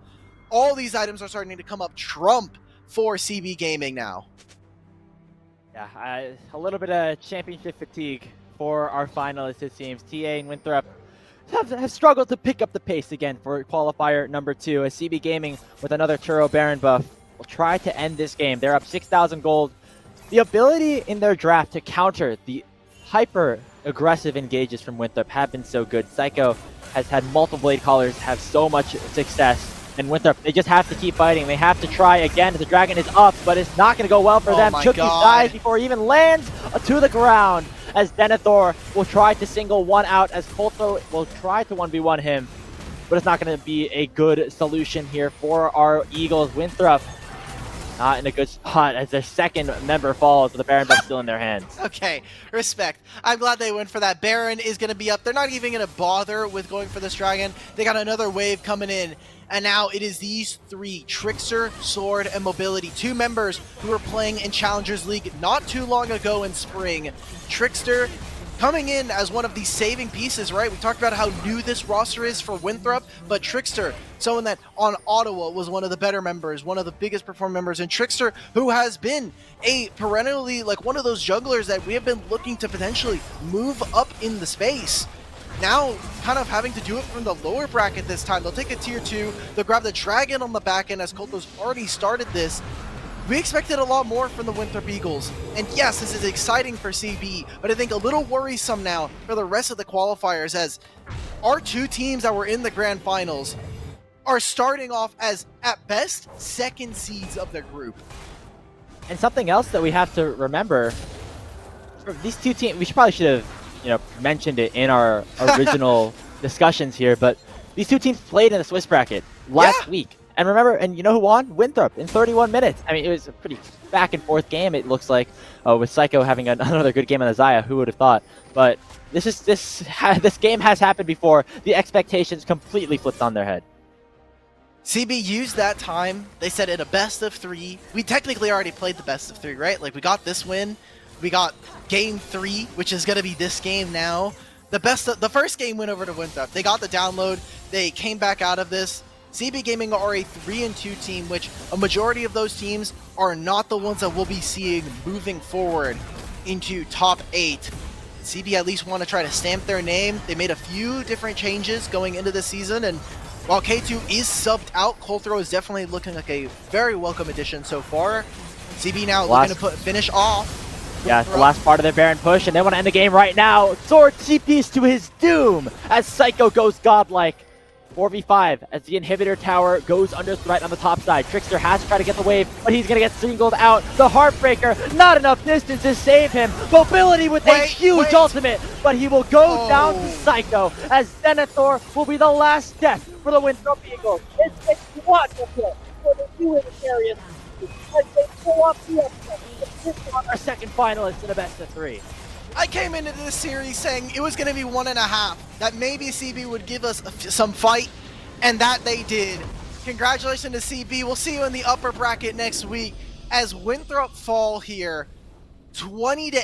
It didn't feel particularly close after 20 minutes as CB just won fight after fight after fight. And now you have to be thinking, as either Timmy Turner or Aporia, if you lose our next matchup here in the group, you're going up against an incredibly angry Winthrop. Man, I just can't believe what's happened across this weekend, right? Our two finalists, teams that we probably expected to get out of at least the first round of this group, are both in the lower bracket. That just is incredibly insane to think about at this point. Look at the bracket right now. Our number 14 seed, just one best of 3 away from securing their spot in the quarterfinals. This bracket is, if you would have showed me this bracket like 2 hours ago, I would have been like, all right, man, yeah, sure, totally. All the channel points, man, they're all gone.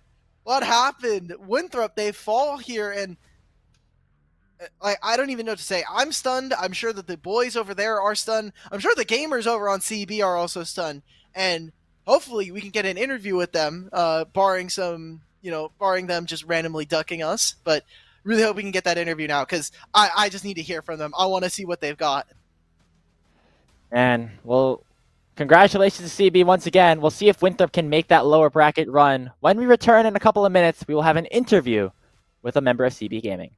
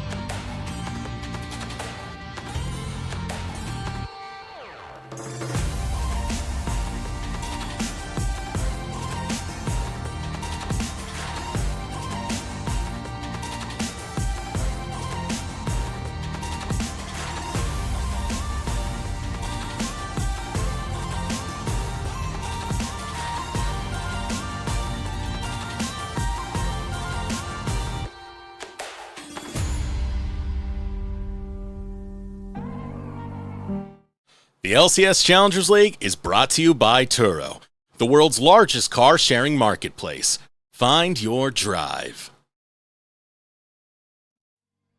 Hello, everybody. Here on the LCS Challenger League qualifier stream with an interview from our victorious mid laner from CB Gaming, Klexo. Klexo, congratulations on the win. Going into this series, Winthrop University, they made the finals, and you guys were seeded not the highest in terms of the group stage. What was the game plan coming in? Was it to take a game? Was it to win the whole series? How confident were you entering today's matchup? I mean, yeah, I'm going to be honest. Like, scrims this past week weren't going too hot, but I know, like, my team is, like, just really good. So, you know, I kind of just trusted everyone to play well today. And, I mean, everyone really showed up today. And, I mean, I just think the biggest thing for us was we weren't playing, like, scared, which was, I mean, it was just really huge. And us making, like, plays. And, I mean, yeah, I mean, it just netted in us getting 2 wins. So I'm really happy about it. Yeah, we've obviously seen you kind of pick up this Aurelia a few times, whether it was on Lotus earlier this year or here in this series now in summer. With the CB boys, like, how are do you have just like a lot of confidence on this Aurelia? Like, when we saw the early game, we were a little like, okay, what's going on? Is this going to be? Are we going to start to see that? Like, what was the bounce back for you guys? Like, because I know that early game may have been a little rough. Yeah, I mean, I fell behind early game, but I still knew, like, the limits of my champ. I mean, I knew I could still make plays. I mean, I'm not sure if you guys remember that mid play where I landed that big stun. I mean, That stun was crazy, man. Yeah, like that was actually so. biggie. I mean, I just kind of knew we had to go for something big, so you know, I just ended up going for it, and you know, my teammates had confidence in me, so I mean, yeah, I just had to go for a big play. Nice. Do you want to kind of take us back a little bit and describe the journey that you've had to get to this spot? Because I feel like we've seen you around a bunch of different amateur leagues in the past, trying to make it into this NACLQ, PGCQ group stage, and now finally in the top 12, opportunity to make it into the playoffs next week. If you want to just kind of tell the world how you've gotten here and what you are hoping to do in the near future. Yeah, I mean, I've been playing comp for a pretty long time, but I've definitely played like I forgot what the old like PG event or whatever, like 2 years back, I believe. Mm-hmm. Yeah. On like Chili Mountain, and like Yep. we didn't have like the greatest results. I mean, I haven't really been having the greatest results, so I just kind of realized I might need to like, you know, like change something, and like so I tried like to, you know, climb solo queue so I could like find a good team, and eventually I found like CB, and like I mean, CB just like put together a really good roster, and I mean, I think because of that I'm able to do good, obviously, but also like I mean, I don't know. I think yeah, my team definitely has helped me look good as well, so big shout out to them. Of course. For you, we kind of talked a little bit about this off air, but is there anything, obviously, for K2 stepping out for at least this week, and for Colthro stepping in, is there anything that you saw that was a little bit different that Colthro brought into the game? Obviously, he is your coach, but you know, getting to actually play the game is a little different. Yeah, I mean, so the thing with K2 is his English is not the best, so sometimes it can be a bit hard in game, like making like some calls and plays and stuff. But obviously, Colthro is, you know, obviously fluent in English, so it was kind of a refreshing experience, I guess, because it was kind of nice having, you know, a jungler that was able to like communicate with me more about like, you know, like waves and like, you know, looking for certain plays and stuff. So I mean, yeah, I mean, that was really nice, I guess. But you know, I'm still looking forward to playing with K2 again, of course. So yeah, shout out to Colthro though for popping off today. You got your coach in the game with you. He can coach you while you're playing. There you go. Must be pretty cool. Hey, okay, cool. Klexo, looking forward, of course, you have the winner of Aporia versus Team Eterna coming up, potential road into the playoffs, but kind of as a whole, what are your goals and takeaways that you want to accomplish by the end of this year, and then maybe just as a player in the competitive scene as well? Yeah, I mean, obviously, I mean, I want to hit like challenger, obviously, but also, I mean, I want to do good, just in like amateur in general, of course. I think we definitely can, take it far this tournament. So I have a lot of trust in myself and my teammates. So yeah, I mean, I'm just looking forward to doing good. Like, I feel like we're not really scared of who we verse, so that's really good. Glad to see that you're fearless. Klexo, appreciate it. Kind of last call. Is there any shout outs you want to make before we let you go to celebrate? Yeah, shout out. I mean, of course, shout out to my team. Shout out to Colthrow especially for, making it work. I mean, he's been scrimming with us actually for the past week because K2 wasn't able to make any scrims. So shout out to him. Also, shout out to our manager Marquez. He's done a lot for us, and Yeah. I mean, that's it, I guess. All right. Well, Klexo, thank you very much. Hoping to hear more from you as we continue to watch you grow in the competitive space, and best of luck next week. We're going to take a short break. When we come back, our second series of the day on the main stream between Aporia and Team Turner.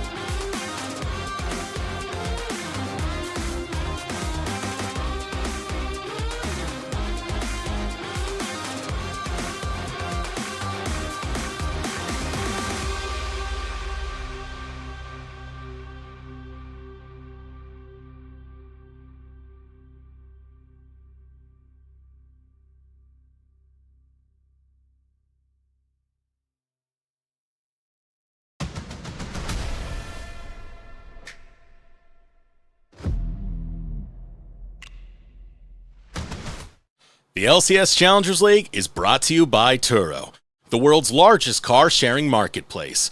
Find your drive. Welcome back, everybody, to the LCS Challengers League qualifiers, where we are here for our second series of Group C. Day number 1. Day number 2 has gone off with a bang. We have, of course, a crazy game happening over on Rally Cry 2 between Lit and Cold Hearted. We also just saw Winthrop University, our finalists from last tournament, getting upset in a 2-0 fashion. And we're going to see probably some more craziness here in this matchup here, Alk Battery, because Team Eterna, Aporia, 2 new rosters coming in, and they are looking to make a big run to try and make their way to the promotion tournament. I can't take this team seriously, man. Damn planks are looking at me, man. Like, a lot of cool history here. If you have been part of amateur, if you've been just watching a lot of tier 2, tier 3 tournaments, you will recognize Team Eterna. They have been playing all the way back in the Tyler 1 Invitational. This is the team that played and ended up getting, I think they won the event, if not got really far. There's not many teams in that tournament, but still doing very well. And for Team Eterna, we are looking at what this team can do, as you have a lot of really big personalities on Twitter. Vakin and Dunn, 2 of them. Tempest, even as their mid laner originally. Dunn stepping in for this week. Seems like Tempest only played the first day of Swiss, while Dunn played the second day of Swiss, as well as now here, at least in this first game of our series. Vital, previously of Immortals Academy and Challengers. So looking forward to what this team. They even have Argentum, who was that coach of Team Liquid first for a little bit before having to step away. Yeah, a lot of experience, a lot of streamers here on the team. Also have Ninim, who was part of the Evil Geniuses Combine a couple of months ago, which is a pretty good opportunity that some of our Challengers qualifier players got to get, like Barrick and Kryra. And that is going to make for a pretty exciting roster. As we could take a look at who they'll be playing against today. Aporia, same team, new roster coming in. PCL, Excelsis, Zhao Danny, Rockboom, and Clyde. You have to remember back to the last split, because PCL and Rockboom were on a team called Rock Bottom Esports. They did not play in the first qualifier, and they came very close to qualifying for the promotion tournament. Made it all the way to the second place run in the grand finals, going against Maryville. Fortunately, they did fall there, but one of the reasons why we even have a Cinderella run rule in the first place now is because of a team like this, who obviously they hadn't played in the first qualifier like you were talking about, and now if you win the second qualifier, you now get the highest possible seeding for qualifier teams in the promotion tournament. And this team is looking to do just that. Aporia came into summer with another roster. They, had some middling successes, made it to the group stage, and weren't able to really punch up after that. But with a team like this, grabbing Excelsis from Teamless Revenge, Zhao Danny kind of moving across different teams, PCL and Rockboom basically sitting in the shadows for all of Summer 1 and then coming out in Summer 2, Clyde making the move as well. It should be a very exciting team to watch, as they're one of my dark horses to make it not only to top 8, but eventually to even make it further into this tournament. You can take a look at how the matchups end up working out, and again, this upset just turns things on its head. Yeah. The winner of this game gets to play against CB Gaming, who did definitely impress against Winthrop, but still are our lower seed. And for the losers, you really don't want to play against the defending finalists for a spot at keeping your tournament hopes alive. So a bit of a strange situation unfolding, and really emphasizing how important it is for these teams to come out on top today. If they were to face them right now, maybe they'd be a little less afraid, but give Winthrop some time to get more than a single round or 5 rounds of best of ones, and give them a little bit of time to recalibrate after that series. I think that definitely be a very scary opponent sitting in the lower bracket, as we get straight into game 1 draft here of Team Eterna here up against Aporia. Starting on the red side, though, for Aporia, need to be looking at what they're going to be banning, because there are a lot of champions you need to be looking out for. Vakin on his Kindred, Dunn on the Victor, Ninim on the Dravid. Already one of those taken away, but a lot of champions. Even Vital's Yone and Fiora, which we knew him for when he was playing in Academy. A lot of things that you might want to target ban if you're Aporia. Dunn has the Victor, Vital has the Fiora, Draven for Ninim. So a lot of things we have to keep in mind. The Tristana takeaway, a nice flex pick that Aporia just doesn't want on the board as it is an OP and they are on red side. So still things like the Rel and the Kaisa available for the taking. We'll see if a trade is desired or they're going to ban both of them away. Getting rid of the Tristana here, I think a little interesting. Obviously, he's very strong in the patch, but something that, kind of having to look forward to as Team E Turner misses out on a ban, unfortunate. Rumble being taken away, another ban that we've been talking about how strong he is, but PCL, one of the few top laners to actually pick up this champion and show how strong it is during their Swiss games. We get to see it live on the stream for the Rally Cry 2, which, by the way, if you aren't already tuned in with a multi-Twitch, we have another qualifier set being played currently as Cold Hearted is still taking their first series. Another first seed potentially on the bubble right now as Lit Esports are in a do or die game once again. If we have 3 of our 4 top seeds drop out to the lower bracket in the first round, I don't really know what I would have to say about that. So make sure to tune into that. Also, if you are tuning in on the LCS_Challengers stream, we will be switching over to the NACL playoffs in a little bit. So stay tuned if you want to watch that. FlyQuest EG and Disguise AoE are both exciting matchups to watch. But if you want to watch the conclusion of this series, you can also head over to Rally Cry Official for the full coverage of qualifiers. Lots of League of Legends to get onto your screens. So this Ziggs pick, we'll see what Aporia is going to take as a response.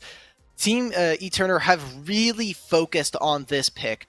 When they aren't able to get in Ashe or the Draven, they have really prioritized this champion. I think rightfully so. It is a champion that, while very unique and maybe losing a little bit of that edge, has been something that Ninim has been able to play and allows for them to have a very safe bot lane, allows for someone like DK to eventually move out of the lane if they want to. But these two are very lane dominant, especially when we take a look at DK's champion pool, the Zyra in particular, the Blitzcrank as well. Two champions that do very, very well in being able to disrupt some of the early game. Yeah, and it looks like they're going to try to match some aggression on Aporia's side in the bottom lane. Clyde likely going to be piloting this Nautilus unless we see Excelsis pick it up. And the Seraphine going to be selected for them as well. I would expect that to go towards Xiao Danny, who has been more of a facilitator in the mid lane throughout his tenure in 2023. Both him and Excelsis on the University of California Irvine roster, so nice to get a little bit more collegiate experience here. A lot of collegiate experience throughout, as all 5 players have been on a CLOL team in the past 2 years. Exactly. It's exciting stuff, showing that some of these collegiate players actually do have hands, and we don't have to exclude them. Now we just got to get the rest of them that are on visas to be able to play, and we'll be looking good and dandy here. Team E Turner, though, a lot of great poke already and some good setup as well with the Alistar. I do want to see maybe another full-on tank coming in from the jungle. Maokai will be the first one on my mind as great setup. Maokai Jace just as a 2v2 in mid-jungle is incredibly potent, and Vakid has moved towards that in most cases. Now the top side matchup starts to get interesting as the Renekton already picked here for PCL. Vital has already shown a little bit of Olaf play, played a majority of Cassante in the qualifier Swiss stage, so either that's going to be picked up, we could start to see a Jace. Yone is not the best matchup, but things to think about when we're looking at Vital. Yeah, and having that Ziggs means that you are able to stack a little bit more physical damage on whoever you want to play into this Renekton. We'll see if it will be the Jace at the top. Velvet taken away from Excelsis. This is a pick that he has played a fair amount over the last couple of weeks, and a really strong champion to match alongside the Seraphine. I was going to say, with a Seraphine, that's really disgusting. I like that you called out the Jace for Dunn, as it is very weird. He is self-proclaimed, and I'm sure I could just go check this on any stats website as to whether or not he is actually the best Victor in the world. But he definitely has a lot of games on Victor. That is majority of what his stream is about. But here in the qualifiers, he's been playing exclusively AD champions, mostly the physical damage. It has been Jace and Zed, his 2 champions played. And I haven't been able to take a look at all of the drafts, and maybe there's some Victor bans there, but I'm surprised to not see a Victor there. Although I guess if you are prioritizing Ziggs as heavily, probably don't want to have a Victor slotted in beside him. And now we're getting through the final phase of the draft here. Excelsis getting the Viego for himself. So big setup for the melee members here of Aporia. I think whoever is going to be playing the Seraphine has very big shoes if you can try to be this massive enchanter for your team. Yeah, and interestingly enough, it looks like Aporia either moving that Seraphine down to the bottom lane or saving this last pick for Rockboom, who has been a brilliant player every time we've seen him in the qualifiers this year. A huge carry, a huge reason that this team in Rock Bottom made it to the qualifier finals last spring. And we'll see if he gets what matchup he wants to take alongside the Nautilus into this Ziggs Alistair bottom lane. The Jax is going to get locked in for Vital, as that'll be the matchup of choice into the Renekton. See how they round this out. They don't have a lot of frontline. Need someone that isn't a Jax. Thinking other junglers. Okay, we're going mad aggressive here. So the way that this team comp for Team Eternal is going to work, throw out some bombs, throw out some shock blasts, and then allow for Kha'Zix and Jax to be kind of the finishing touches. You're going to have the setters here in Team Eternal with the Ziggs and Jace, and then all the closers, the finishers coming through with the Kha'Zix and, again, the Jax. So we're looking at Aporia. If you can withstand the first punch, which their team is incredibly adept at doing so, right? Like the Dominus from Renekton, all of Seraphine's kit, and, you know, even with how mobile something like this Ahri can be, it seems like they've given over the Seraphine towards the bottom side. It is very, very good into the Ziggs. You can match range to range. If he's going to try and poke you, you can just heal and try to shield through most of it. I like this. It does mean that this game is going to be incredibly slow from the side of both of these teams. So Timmy Turner, I expect for them to be able to kind of get away with this draft as the game goes on, but I don't think Timmy Turner didn't necessarily just fall apart if we get to the 30-minute mark. You have split pushers, and you have a really strong demolitionist with the Ziggs. And because there's not a ton of frontline on Timmy Turner, not having the a marksman for Aporia is going to be okay. You'll have the Seraphine to dish out damage. PCL and Excelsis will be able to do enough damage to carry this team towards teamfight wins in the future. But Timmy Turner's draft, very aggressive, and honestly, I like that out of them. This is a team that kind of formed together. Feels like they're just kind of all in and willing to do whatever it takes to win, and they're going to all be on pretty comfortable champions and try to just dominate from minute one. Hopefully. That's kind of the... When we see Jace, you obviously have a lot of lane priority. I would love to see what Team Turner is able to do with actually playing around objectives. This Jace and Kha'Zix combo are going to be very deadly between the two of them. Anytime that Jace is able to get meaningful poke down in either of the solo lanes, then turns into a potential kill. You always have to be wondering whether or not there's going to be a Kha'Zix jumping under your turret and looking for a kill. Have to be incredibly careful there. Top side as well, we're looking at potentially them trying to go for a fight, them starting up a Rift Herald. The second that Team Turner just fall apart or they kind of take a misstep, this game is going to feel very, very difficult. If they can't land their poke, if their poke is completely negated thanks to a Seraphine, then it's hard for a Kha'Zix to get in, for a Jax to really have a meaningful influence. So we'll have to see how this Seraphine plays. How much time has Rockboom actually put into this champion? Because there's a very big difference between good Seraphines and very, very good Seraphines. And we'll see if he's going to be able to pull it out. A bit of a different play style from him than we were expecting as a player who is very comfortable on these hard carry marksmen like the Xayah. But with this being our closer seeding matchup of the day on this stream, let's take a look at what us on the broadcast are predicting for this matchup.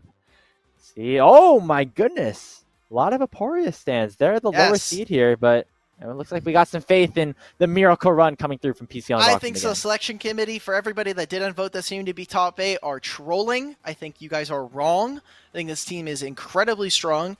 Even if you just take, I think most of the demerits probably are going to be coming from some of their mid-jungle, Excelsis and Xiao Danny, but they are great facilitators, and from what we saw in Teamless Revenge, while Excelsis in particular maybe didn't have too many amazing standout moments, I think that the highlights of that team were coming off of his own play and some of his jungle picks.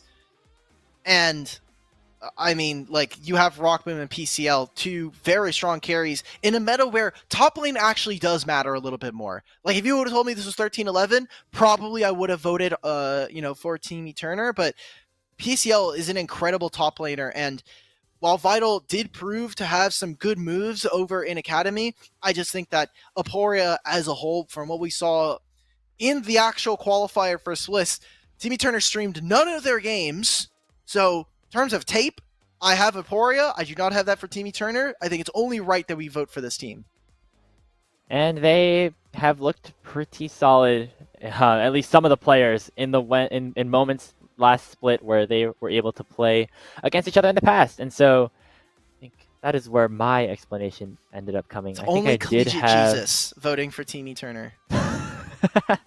with the 5 collegiate players on Apori. Man, not Travi, not supporting the CeeLo. Yeah, CeeLo thank you for fan. supporting the collegiate pipeline. I'm gonna make sure to let him know now that I I see did. this. I think you meant you called out some of the committee members. Pretty sure I did in fact have Aporia seated a little bit higher. Oh, So it's I, okay. I Hold will, up. We can just I go will check. say I that. can really quickly. Look, we have time anyway before the game starts. I can check this. So just hit the legendary vamp of doom, and I'll Yeah. make sure Well, to get your votes out there. if we can take a look at the bracket right now, just again, Oh, sure. reminding everybody of what the stakes are here because it's just really fun to look at. Things look kind of weird right now with CB Gaming taking that victory over Winthrop.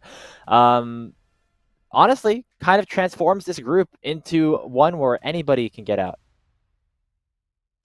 This is such a weird group, man. Like, this group is already turned upside down. Like, just shake them out for their money. Let's see. I'm taking a look. Aporia ended 11th. You had them at 6th, I think. I mean, Or maybe you put them at 16th. I don't know, man. That's pretty troll of you, honestly. You What? and Hawk. What? What's wrong with you? Wait, hold up.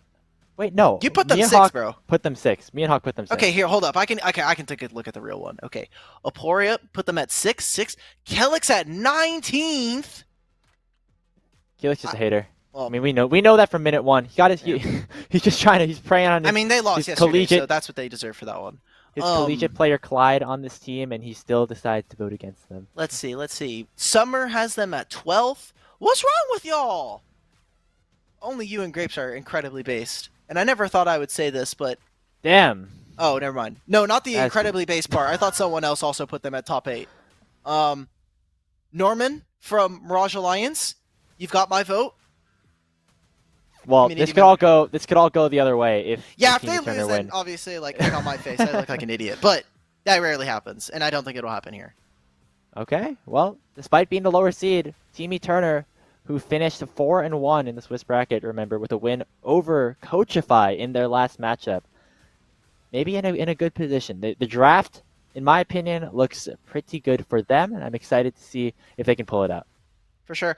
We do have a couple of issues going on with the game currently, so we're going to take a small break. Hopefully we'll be back in time, and we won't be able to miss any of the action. Stay tuned as we get ready for the first game between Aporia and Team Turner.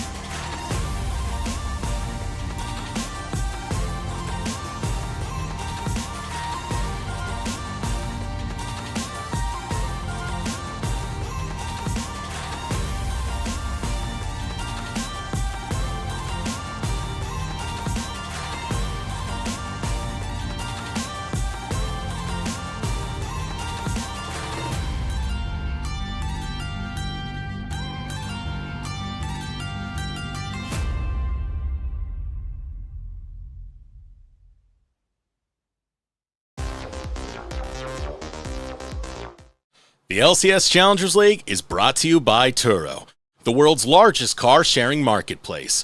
Find your drive. Welcome back, everybody. Just about ready to get into game between Team Eterner and Aporia. Should be a fun one, a best of 3 to determine who moves on in the upper bracket to match up against CB Gaming. And as we head on to the Rift, got to thank our sponsors over at Turo, the world's largest car-sharing marketplace, where you can book any car you want for just about any occasion. You forget about boring rental cars at Turo.com, Turo.com. Let's get into it. You got to hear Desrock's voice. You got to hear Grapes' voice. You're not going to get it from me because I've read that out a few times now. So, Team Eterner now. Oh, I love this. I love when you have a Nautilus. I know they talked about it in the LCS, and we always talk about this for Nautilus. Just walk into mid, man. Like, this champion is disgusting. If you can force out a flash, if you can move an enemy jungle and move into vision. All right, so Aporia did half of what I wanted, unfortunately. You did the first half, which was walk into mid as Nautilus. You did not do the second, which is just walk into the enemy team. So, if you see that, that's just because we had a couple of pauses. We had to get players back into the game and such, so hopefully we will not have this issue going forward. Pauses suck, especially from a broadcast side, so if you think that we're pausing for a podcast, I hope you know we don't like them either. If you want to watch a podcast, you head over to Salty Runback Pod. Okay, all right, no self plugs or anything like that. But yeah, No I already plugs. got one. I need to do another one. But reminder, everybody, if you're watching us on LCS_Challengers, we will have the NACL playoffs coming to you shortly.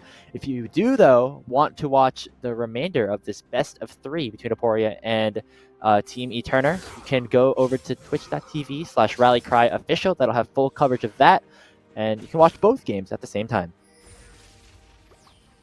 Or you can watch all 3 series at the same time with multiple. That is also true. You can hit up LCS Challengers, Rally Cry Official, and Rally Cry 2 for all of the great action there. But we have Jungler starting on the same side here. I love how much early action. Good trade in favor of Aporia, as again, they do have the healing. They have the Enchanter that's going to be able to give them so much more HP and shielding. Already popping through all of those pots on the opposite side, as Team Eterner has to be very afraid. Junglers are playing away from them as well, so because they don't know where Viego is, there's a real possibility that if he is pathing down, if they don't get early vision of him, then all of a sudden you're like, well, as Ziggs, am I really going to have to use my summoner spell so early on? Like, this is just something that they need to be paying attention to.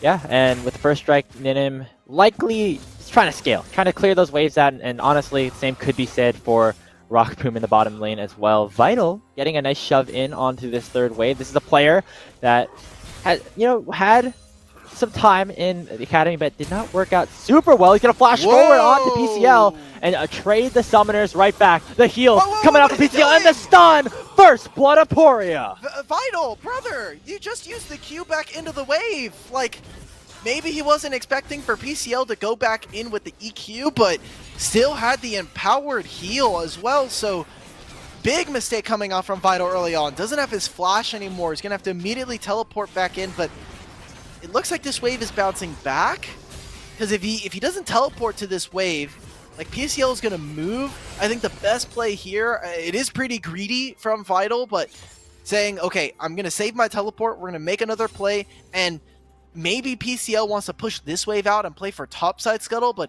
not immediately attacking here. He doesn't get punished for it, and he even gets the trade, so that's good. Excelsis with the Smite Seal. Oh yeah, my that's a god. good trade on a Vacant as well. A nice start to the game for Aporia as they get the first kill. They have the jungle advantage right now. And PCL, once again, we gotta hype this player up again. Just one more time. This guy comes in, no matter the circumstance, and seemingly just dominates the tier 3 space every time he enters it. Anytime he feels like it, really, because sometimes he's got other things to do than to just dominate Amateur League of Legends. So. I swear, dude, like, PCL has some of the, like, just, I say weird, like, bracket positive career. He goes and he plays on so many great teams, so many organizations that have been very pivotal to the foundation of Amateur League of Legends. We talk about even all the way back in the day, like, this is not super old, but even like 4 or 5 years ago, playing on Supernova with APA in his debut as a player, playing on that roster alongside players like Winter and Fnatic. Then you have him moving on, still playing with them on Barrage, them kind of bouncing around some teams. He was on Maryville for a little bit, you know, being as a substitute top laner and being able to fill in if Niles wasn't there. So there's been so many times where PCL, almost in a mercenary style way, just comes in and like, he's a boss top laner. He always does what the team needs. He's either a tank player or an engage. Look at this. Now they're making this dive. And looks like he might have another kill on his hands shortly. Gets the Demolish proc for some extra gold. They stun up Vital, force the Counter-Strike out, and it's another easy kill for PCL. Power shot comes in. Vacant going to get one back, as that will be the trade. But overall, a win for Aporia. They get the wave under the tower, and Vital is not having a good time. And I love what Rockboom's doing, standing under his turret. He knows that is nothing going to be able to be done. And Vital being able to use that teleport that he didn't use earlier, so able to catch this wave and potentially force PCL to miss out on a few more. I say that Rockboom probably gonna have to use the flash. Oh, or not. Okay. We'll just go down. Can't stand that far forward, as DK had to use the flash to keep himself out of turret range. That's what kind of the consequence of allowing your support to go on that roam. And it looks like Rockboom will be punished for that. He's popping the ghost to get back to lane. Absolutely based from him. Yep. That was just a big... I mean, he has to use the ghost for making the mistake of stepping up there, unfortunately. Got punished, rightfully so. Good job from the side of Timmy Turner to make a play, to get something off of that, although it was an unforced error coming out from Aporia's AD carry. Now we'll take a look kind of where the game is at right now, as it's a 400 gold lead, as small CS advantages are starting to crop up. Jungle having one, and even in the bottom lane, Ninum here, because of that roam, is going to be up just a touch. And we'll see what they're actually able to do with this, as even Kha'Zix getting far ahead is, you know, he's not super far ahead right now, but getting a small lead on Kha'Zix can be very, very troublesome to deal with. Vacant is the only one with a kill right now for his team, but honestly, the advantage is still in Team Eterna's way. That kill in the bottom lane helping them out a little bit as well, as the top lane is where we're going to see PCL continue to have a good time as this wave gets shoved in underneath him. Oh my god, PCL's just fighting for his life over here. Respect. Love when players play. Dunn gets the trade. There's no stun, there's no charm, so should be fine with that. I love how Vital is moving immediately to just go into the river, like knows that he's probably not going to win too many trades versus him, but I mean with this Counter-Strike, it's very easy for Vital to step in the middle of the minion wave and kind of just tank all of it, be dealt no damage, and kind of just get away with it. They are playing towards this bottom side. Backend was trying to play on the edge of the scuttle, but there's just no priority. You know, you lost the mid trade earlier, so there's just some early drakes for them. The first one pretty easily going their way. Oh, the reset gonna not matter too much, as Timmy Turner stabilizing this game very well off of some of the nice plays that they made to get that trade on the top side, and of course punishing the overload for Aporia top by getting the kill onto Rockboom. So still looking at PCL trying to carry this game, and you know, these kills are important and all, but for the most part, late game is where Aporia's composition is really going to shine. I can't wait for late game where Seraphine presses her empowered W button and then gives everyone like a 600 HP shield and like 40% movement speed and just runs at the enemy team like madmen with Spirit Fire active and the Spirit Rush coming out from Danny. That'll be very difficult for Timmy Turner to actually deal with, as again, they don't have very many tanks. It's going to be DK for the most part on this Alistar, having to stop all of that engage. Vital is not going to be useful in that case because of how much AoE damage. Something that I think as a mechanic goes underutilized for Jax is the fact that, yes, he blocks auto attacks, but thanks to some of the changes, specifically his new game rework, he does actually block a percentage of AoE effects that are dealt to him. So it is somewhat useful, but it is not I don't think it's as meaningful. It's just something to think about, and definitely can change how you trade sometimes. If you're like, okay, I can take a reduced amount of damage, I can just walk forward. Into Seraphine, that is probably not going to be the case, as this champion with an ultimate can just tear apart the opponents here. Yeah, it's always something we can think about, though, as we look to see what itemizations do end up coming out. Looks like, though, pretty quiet after those early barrage of kills, as things again have stabilized a bit, Rift Herald was taken by Excelsis, so we'll see where he decides to give a little bit of extra love to. It's either, heavy committing towards the top side, getting PCL as much gold as possible, or maybe helping Rock Boom and Collide out in the bottom lane as they've been on the backhand. One thing for Team Eterna is the fact that they do have this dragon, so things to think about when you have the Renekton as well. You are definitely playing for the Rift Herald, and that's why we saw Aporia focus this. They're actually going to try to go for this dive. Okay. Vital has teleport coming back up and could have gone out here a lot sooner. Uses the leap strike now, so oh. yeah. He had the flash, didn't want to go for it. Instead, going to use a demolish block to get a plate. And I think Excelsis would probably go and take that Herald onto the top side. Rockman flashes away, but still gets bursted out with a Mega Inferno Bomb as the kill goes to Duo King. Vacant now coming down, making a bit of a gank and a dive on their own. And Clyde, not long for this world either, as Ninim gets a kill. 2-1 as Team Eterna come out on top. Don't even get the full turret on the top side either, so big up trade here for Team Eterna. They don't find too much in that lane. They get a few plates and that's it. All of this on the Renekton. The Seraphine will scale, but now you're giving gold and assist money over to champions like this Ziggs. An opportunity now as PCL comes in with the teleport. Ninim with the flash will be followed up by Excelsis. They're waiting for the Spectral Maul to come back up, and that is a nice kill onto the Ziggs. PCL pops the dominance, lands a stun, but Vacant with a nice buffer will get to safety. And they'll use all that top pressure now to move in. Dunn trying to set up a snipe here. I think he should just step up to the wall. Okay, not trying to go for a kill, but just stopping the recalls here. Rockboom and Excelsis are here. Back in half HP, but no ultimate. Duo King gonna go for the knockup, landing the stun onto Excelsis as well. The teleport comes in. They are waiting for Ninim to get into the fight. Excelsis will be able to dash away. Herald getting some gold into Rockboom's pocket. So Aporia get what they want and get out safely. Get the teleport out from Ninim. It's going to be 2 plates going over on the opposite side from the top side here for Vital. Okay, trade. This game is getting a little weird here, Grapes. It's 1,000 gold for Team Eterna, but Dragon spawning in a minute. There is so much use in that last trade, and unfortunately for Clyde, I just don't think this is the lane you want to be in right now. Like, yes, if you find it onto Ninim who doesn't have summoner spells anymore, maybe you can do some damage, but you're already behind. Ninim's actually already completed this Leandries, so in terms of DPS, you're just not going to be able to match the Ziggs right now. And I mean, Rockboom doesn't even have his ultimate quite up yet. Zhao Danny's actually going to be the one to finish off this top tier 1. So gold going a lot into the solo laners here. But for Team Eterna, we're focusing on this bottom lane. Yeah, that's where they found a lot of advantages so far. Ninim off to a good start. 20 CS lead over Rockboom. Has that Landry's completed. Zhao Danny, one couple more autos would take that turret down. 16 They're going to get it HP, before the threshold. Run up there, bro. Yeah, it's base. It's base. They're waiting for PCL to come share the gold a little bit. No. It's all good. We're all good. We're They sharing the refuse. wealth. Get the full plate as well. It's a good thing. Never mind. Fine. And he 13 gets all the minutes. gold. It's fine. Yeah, I mean, Ziggs just one-taps this. He just presses W. He gets the empowered auto attack. There we go. It's gone. Second turret going over. It's also the second dragon here for Team Eterna.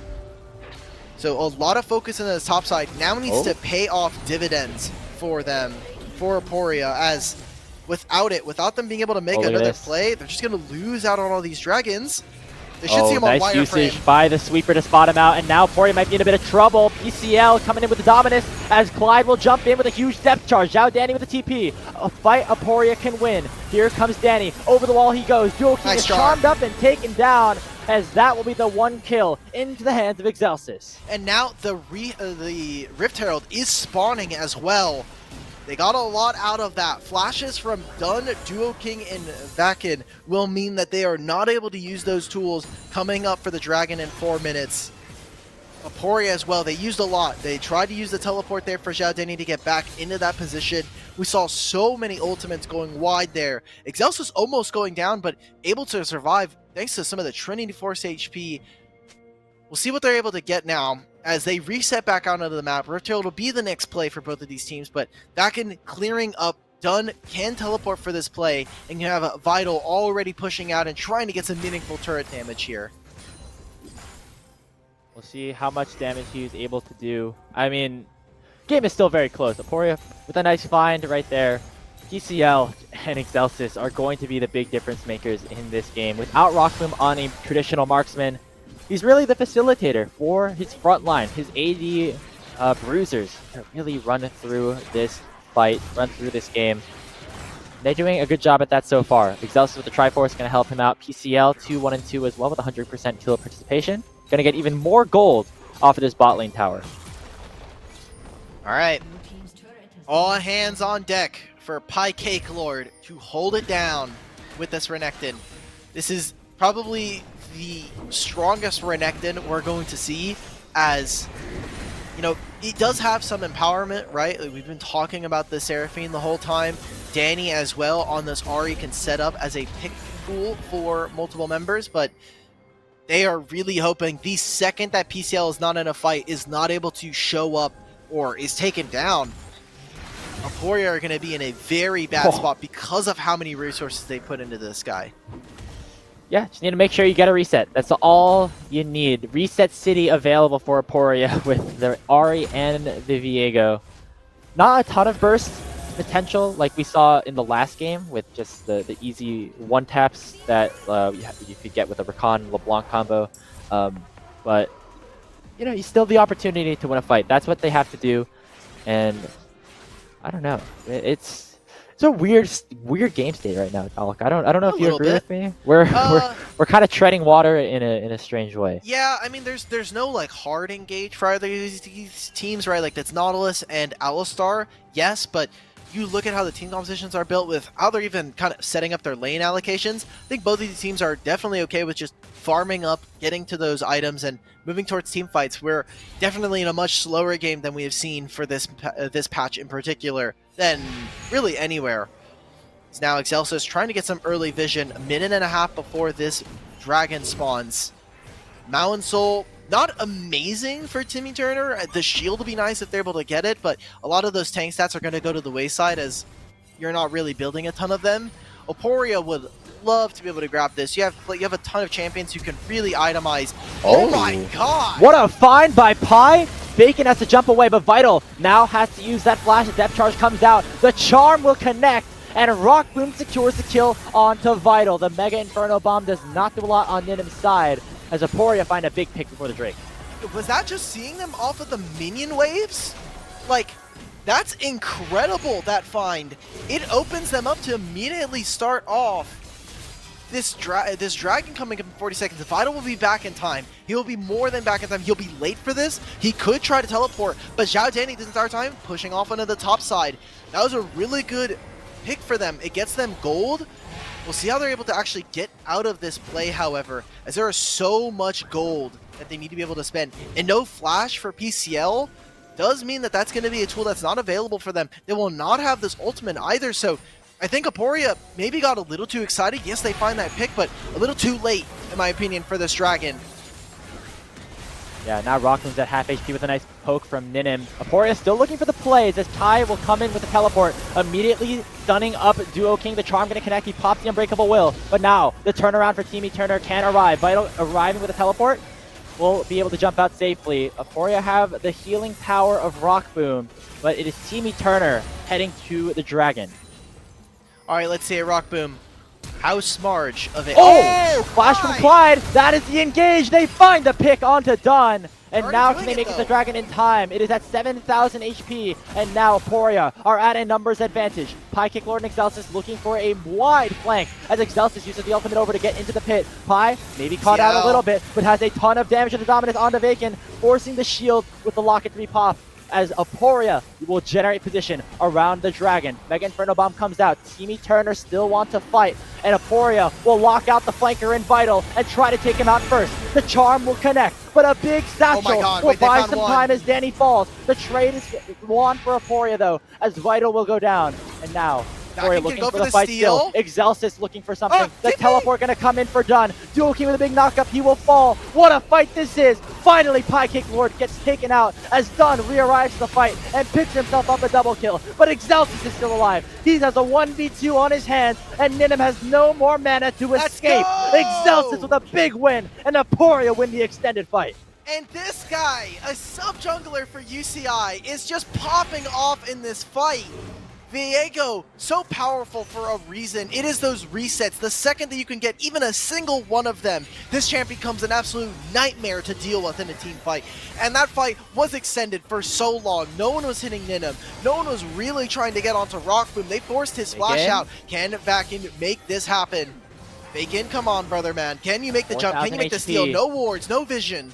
Vision is gone. It's going to be blind. Vital here as well. Danny and Excelsis will be a solid 2v2 for them in the fight. He jumps over, but it's a little bit too late as the dragon is secured and the sun connects. Excelsis with a huge play takes out the Team Eterna jungler. I think me and Excelsis, as well as Vacant, both said, why does that land right there? They're trying to find this pick. This might be going a little too far.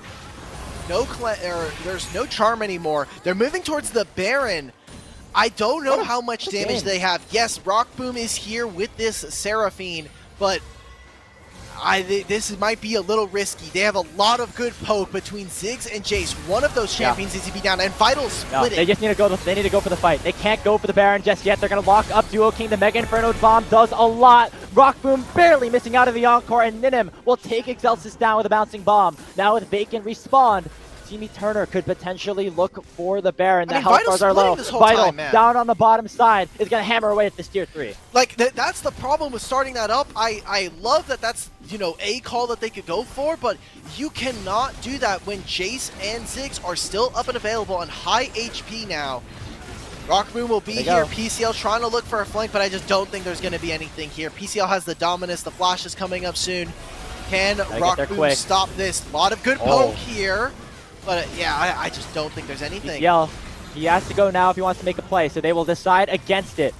Team Eterna securing the Baron after Excelsis and the rest of Aporia go a little bit too far. Remember, they won that dragon fight, and now they're down so much gold. 4,000, and off the back of Vital finding 2 turrets, now having the Baron as well.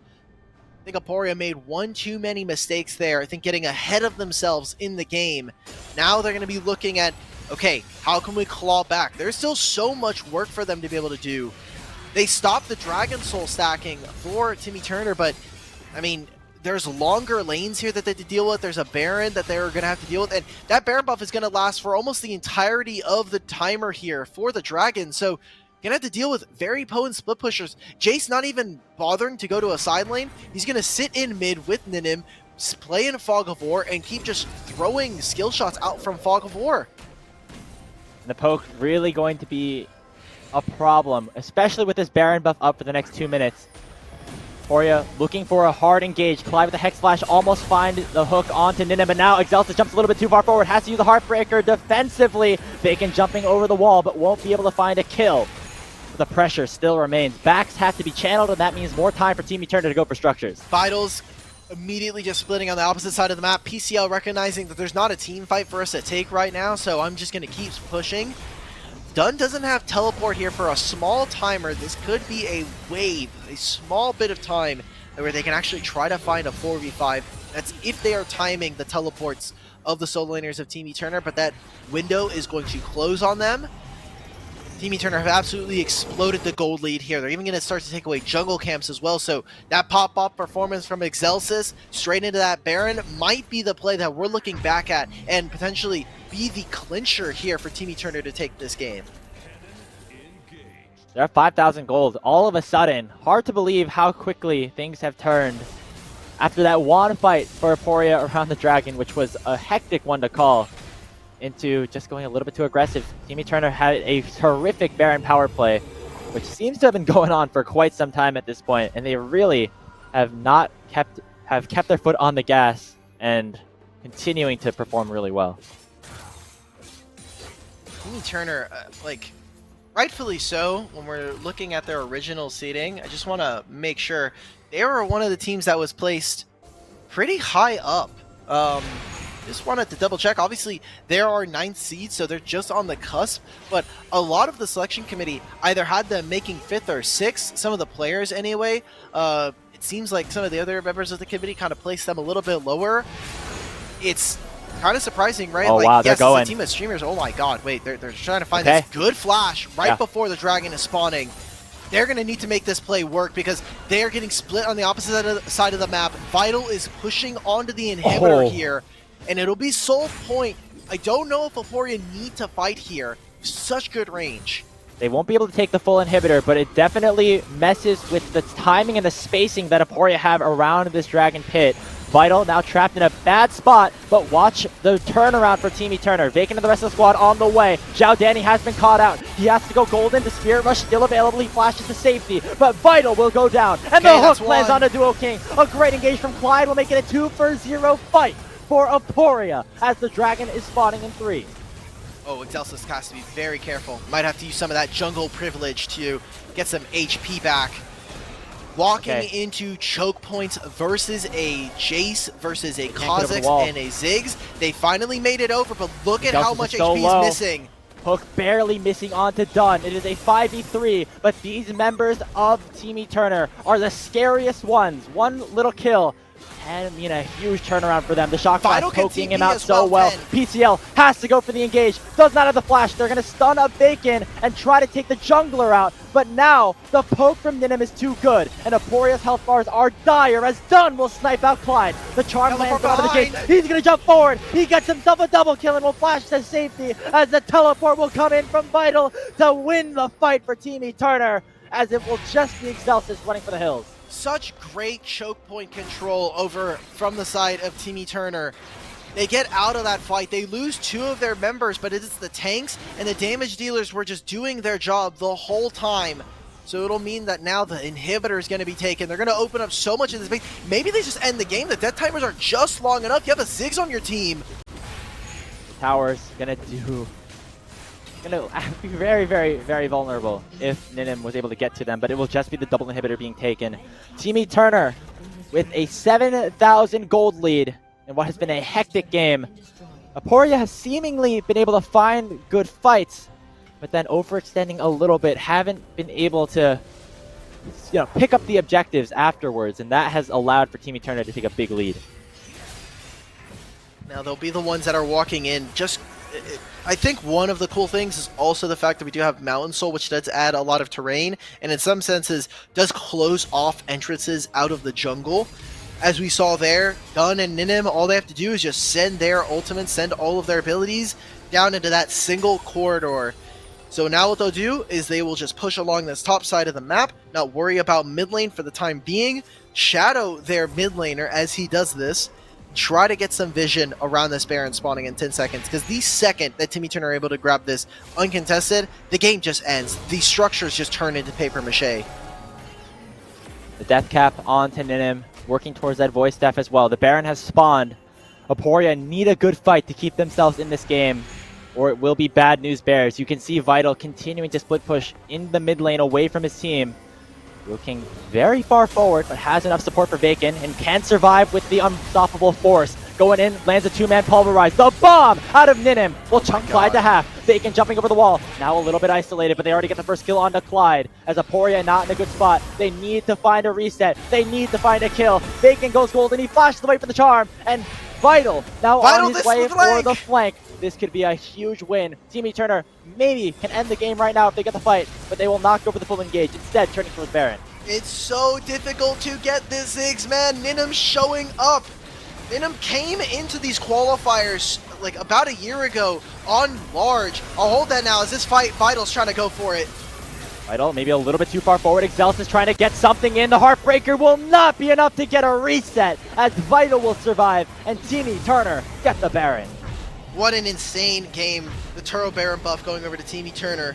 Some of the members on your screen, you may know them from Twitter, but it's Ninim and Vital who are really showing up in these fights. Vital, a solo queue prospect who, hey, showed up on some collegiate rosters, SLU for Vital. He was also on that academy spot for Immortals for a year, and he kind of came out of nowhere. We talked about his name. We were saying, okay, like, what does this player bring? He's a Fiora player. He brought out his Yone in Academy, and he was a decent top laner there, but obviously no longer in the system, now in Collegiate, now playing here on Team Turner. A similar kind of story for Ninim. While he didn't get an Academy spot, he has been a player that, playing on the North American server, Draven player for the most part, but on large was one of the more exciting pieces that we got to see as Clyde immediately starts at disengage. Oh wow, but Duo King gonna combo with Ninim to get the assassination on the Clyde. Excelsis goes down next. A big flank out of Aporia, going to try to turn the game around, but they do not have enough damage to take anybody on their position down. Danny's gonna burst. Danny's gonna burn down to the floor as a triple kill gets unlocked for Ninim. Team Turner with a 30-minute victory over Aporia and are looking to move their way into the upper bracket. It'll be one more game for them if they can take it. But what a dominant showing as well. Yes, there were some great moments from Aporia, but ultimately it was that one Baron play that we saw. Team Turner rightfully positioning their carries here. Dunn and Ninim doing a fantastic job in this game.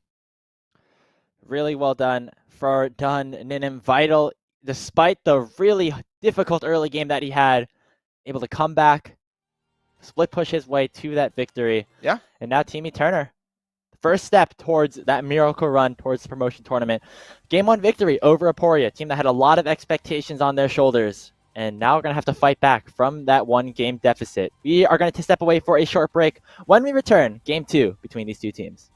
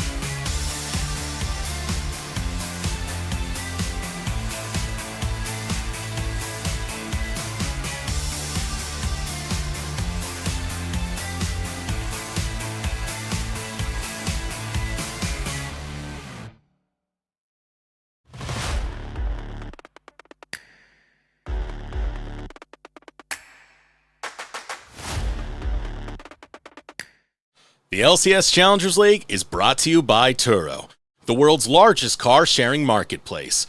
Find your drive.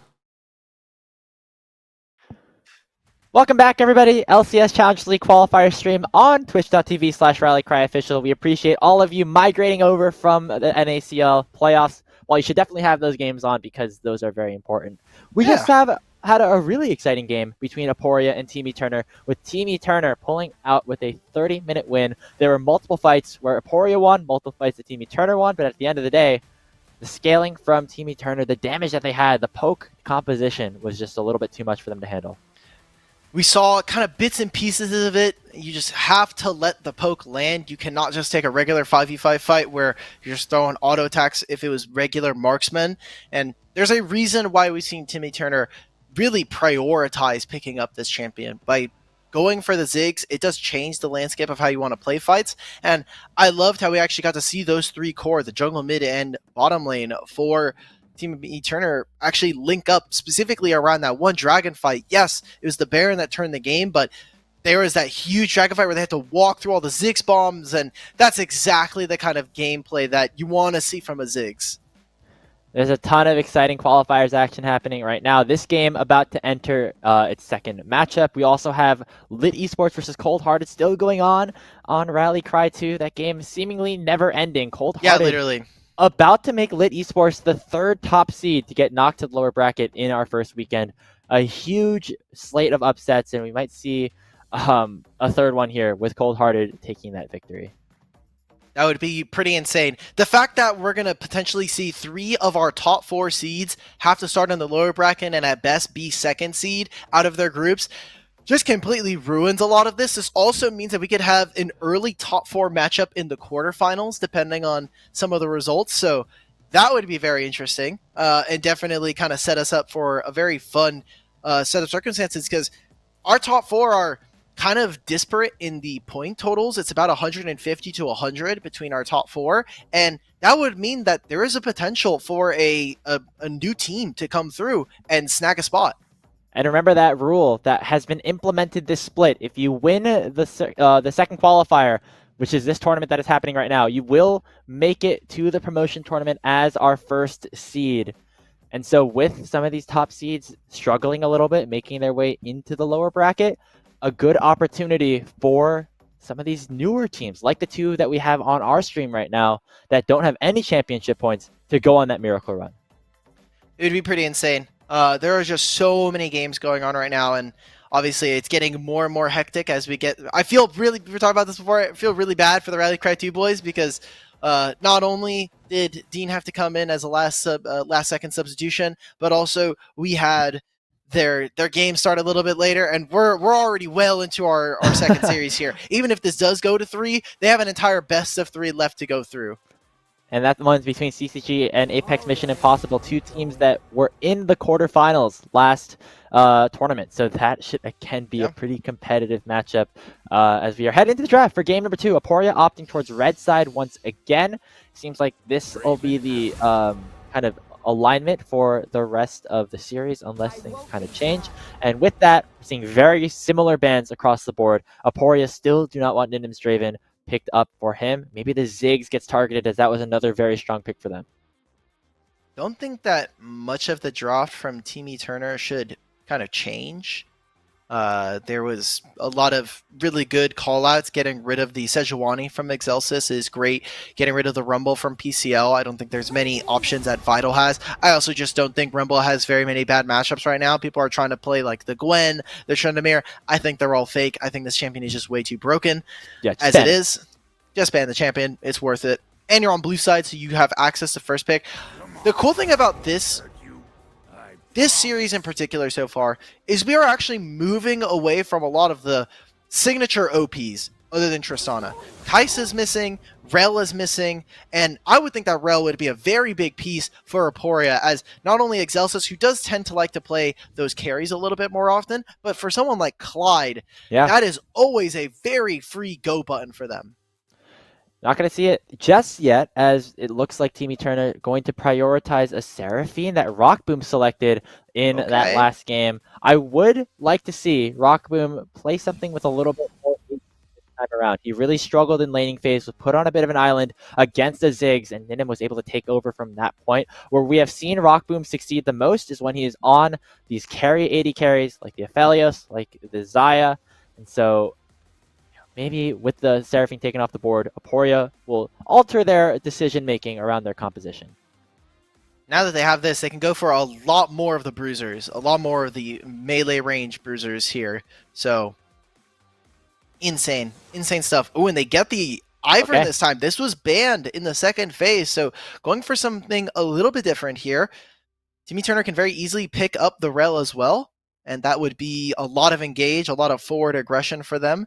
That would be, I think, I don't know if it'd be overkill, but certainly have a pretty big influence as I think we can talk about this during the break. We just got a ping in our group chat. I'm gonna let that slide for right now. We'll talk about that during the break. Graves, it's too good. We've got Kindred here for back in now. Yep, and with the Seraphine on top of him, gonna be very, very strong because the guy is known for being a pretty hard carry jungler on his stream, on his other stuff that he has played in the past. So a pretty good matchup for him here against the Ivern for Excelsis. See what the right line in his first phase. It will be that Blitzcrank locked in for him. Wow. We're getting a lot of the OPs, a lot of the champions that we expect to see from Timmy Turner. Getting Duo King, his Blitzcrank. You're now also having the Kindred. So being actually able to survive inside of the Kindred Ultimate, I don't think is going to be very useful. And the amount of CC that we'll see from an Ivern will be very impactful. That Daisy might actually be the most important member on this team as it can block a hook. And Aporia, I think the Jinx ban is a little strange. You get outranged by Seraphine, you can't find kills if Kindred hits ultimate, and you are very susceptible to getting hit by a Blitz hook and instantly dying. So I think Aporia may be kind of showing a little bit more of confidence, and maybe it might be hubris if Timmy Turner end up winning this game. Looks like a carry for Rockboom is going to be the most important thing for them. So that is what they're prioritizing here in the draft as we head into the second phase of bans, taking away picks. Game number one, the Ziggs already off the board. Now the Jacks are moved from Vital, as that will be pretty important here. The Renekton targeted PCL, so it looks like neither top laner will be on a pick that they were comfortable on. Alrighty. Picking up a lot of top lane bans here now. Gwen, Jax, Renekton. Imagine Olaf was the misband in the first game. So we'll take a look as to what is actually going to be the case this time around, taking that away. If Timmy Turner want to take stuff away from PCL, Silas is actually a pretty good shot. I actually really like that pick. Being able to steal away something like a Blitzcrank ultimate is fine. Seraphine ultimate is incredibly broken. So now for Aporia, what are your solo lanes going to be going for? They have to be both equally long range and also pretty tanky, which are typically setups that are not on the same champion. What's going on here? We have support hovers. Well, are we seeing Nautilus mid, Nautilus top, Ivern mid? A lot of supports for Rockboom right now. I'm a little bit worried about it being a single threat composition, especially against a Blitzcrank.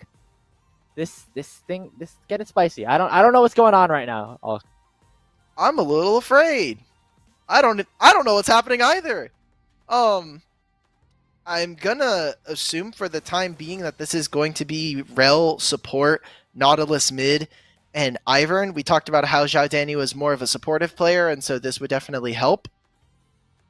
But yeah, definitely very weird, very strange so far what Aporia are cooking up. This might need a Grapes Kitchen segment. We might need Chef Grapes back in here. Yeah, we'll see. Oh, it what has was to blood work first. cooking? And also, it's against Argentum, the original AGT chef. The original chef, true. Pulling through with Cassiopeia for done, going to round out this Timmy Turner composition. I will say very, very well-rounded. Tons of different threats, tons of range, and going to be very solid against whatever Aporia bring to the table.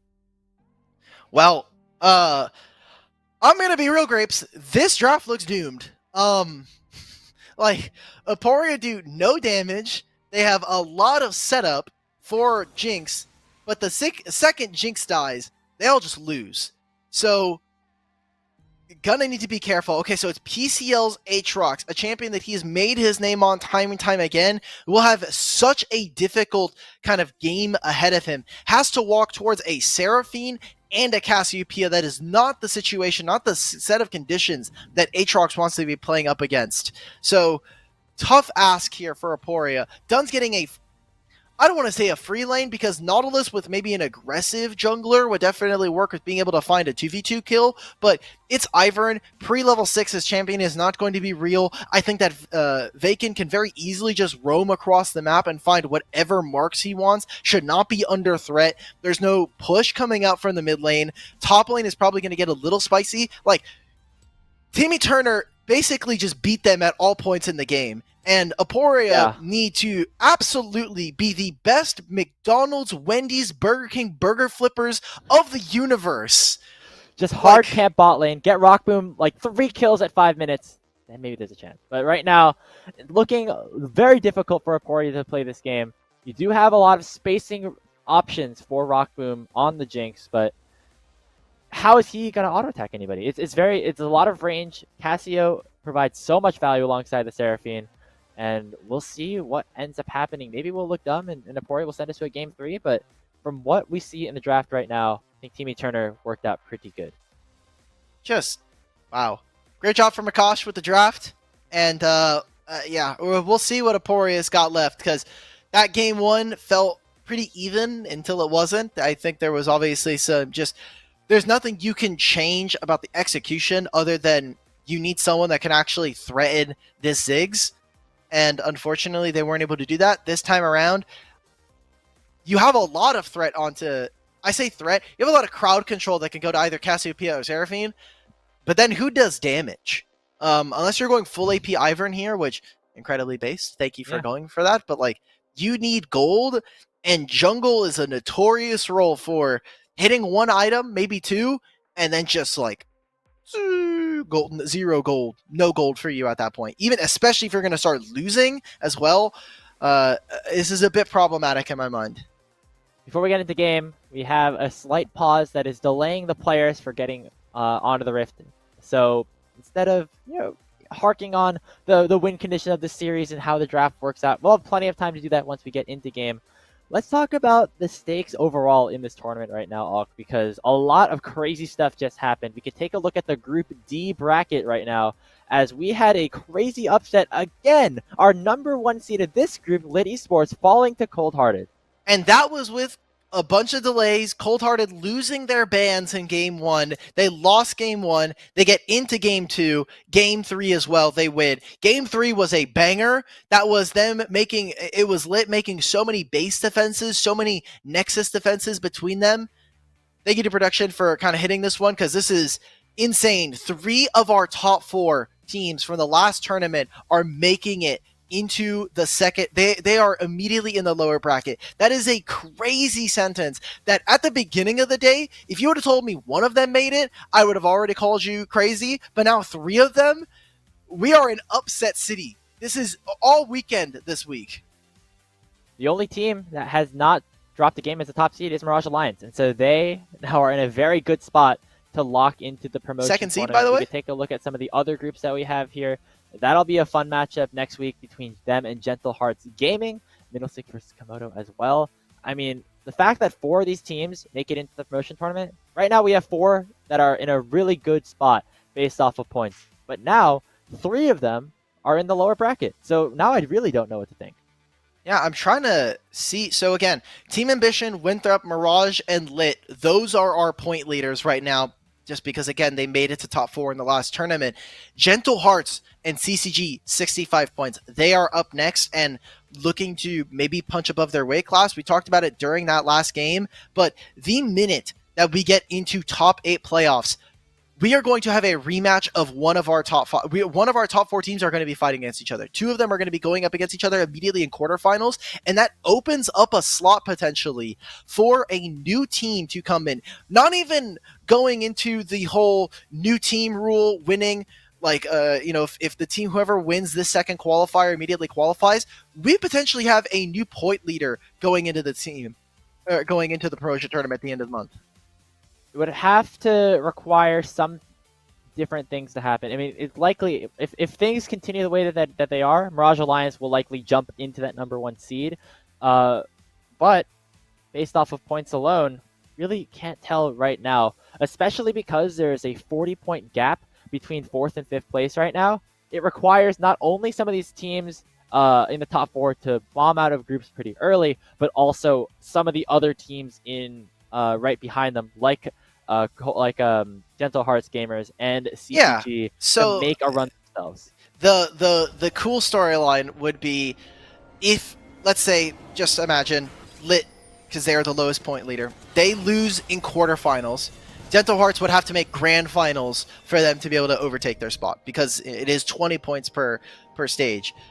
Even then, it gets a little iffy, right? Like, we're expecting our top 4 to at least make it. This would be a massive upset, and I guess we're just going to have to kind of talk to some of these teams, ask them what's going on. Obviously, Lit have a much different roster than what we expected coming into the tournament, but the fact that 3 out of the 4 of them fell... The game might end right here. Oh, God. Oh, God. 5-man invade from Team Turner. I love Ivern. It's not going to be easy for Aporia to play out this early game. Duo King with the 5-man roam for Team Turner, already forcing some pressure here. Excelsis luckily did not get hit up by a rocket grab, but we're into game right now. This is going to be a very tense spot. This game should be tense for everybody. Like, Aporia, obviously the lower seed in this instance, but should be expected with the players that they've had, with the performance that they've had in previous tournaments, to make a pretty deep run here. Going into the lower bracket in this group is so doomed, because it's like, oh, hey, we lost to Team Turner, but maybe we can make a lower bracket run. Goes to check the bracket, playing against Winthrop. Oh! Huh. Well, that sucks. Yeah. Aporia versus Winthrop could be a matchup in the lower bracket if Team Turner are able to continue their success from game #1. Right now, both junglers on the bot side of the map, although Excelsis will make his way back top after marking some of his camps that red buff ready for the taking soon. Things always get weird when Ivern's in the jungle. Don't expect too much early action for him. And while they will have vision of Excelsis by not really disrupting a lot of the early clear from Ivern, it is very difficult for someone like this Kindred to kind of get to a massive gold lead, massive experience lead. Starting off on the bottom side, moving up towards our 2 top laners here. PCL and Vital fighting for their lives up here as these bruisers. A lot of early trades. This is just one of the problems with this matchup, right? Like, Cassiopeia, once she gets a few levels under her belt, maybe she finishes off some more of those tier stacks and gets a reset in. Like, Xiao Danny is always going to be sitting at like 60% HP. Yeah, not going to be the most fun time. Playing Nautilus mid, you're not playing for solo kills, for lane advantages, especially against Cassio. Get as much shove as you can, get maybe 1 item, go for roams. That is what Danny has done for a lot of his time in 2023, and so makes sense that is the playstyle once again. As over at the top side of the map, things are looking a bit funky as PCL has gone for a bit of an engage or a bit of an invade on the bottom half, or in the opposing jungle. Excelsis walking straight into Bacon here. Has red buff, blue buff here.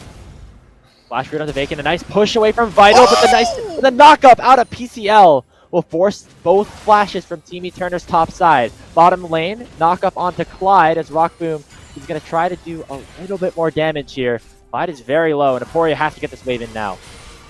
Okay, gotta be careful. Duo King goes flash forward, that's First Blood for Nidim and Duo King, as they will get that kill onto Clyde. Aporia need to find a response on this top side. The W not connecting here for PCL.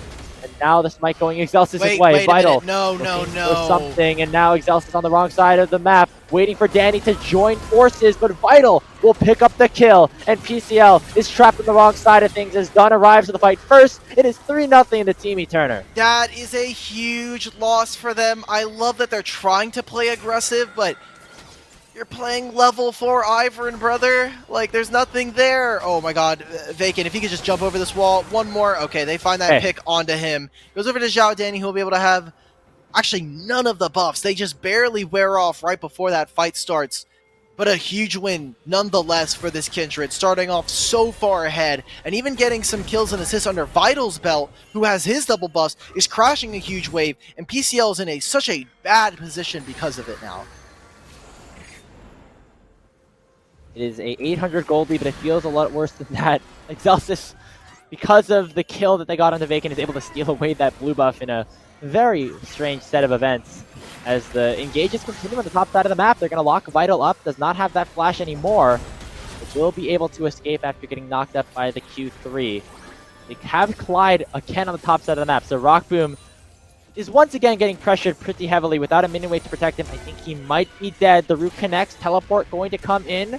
It will be Danny to support his marksman, as Rockboom will survive. Well, now the map is in a bit of a perilous state, as Vacant, because of all that action, can very easily flip his jungle path towards going down and moving towards this dragon.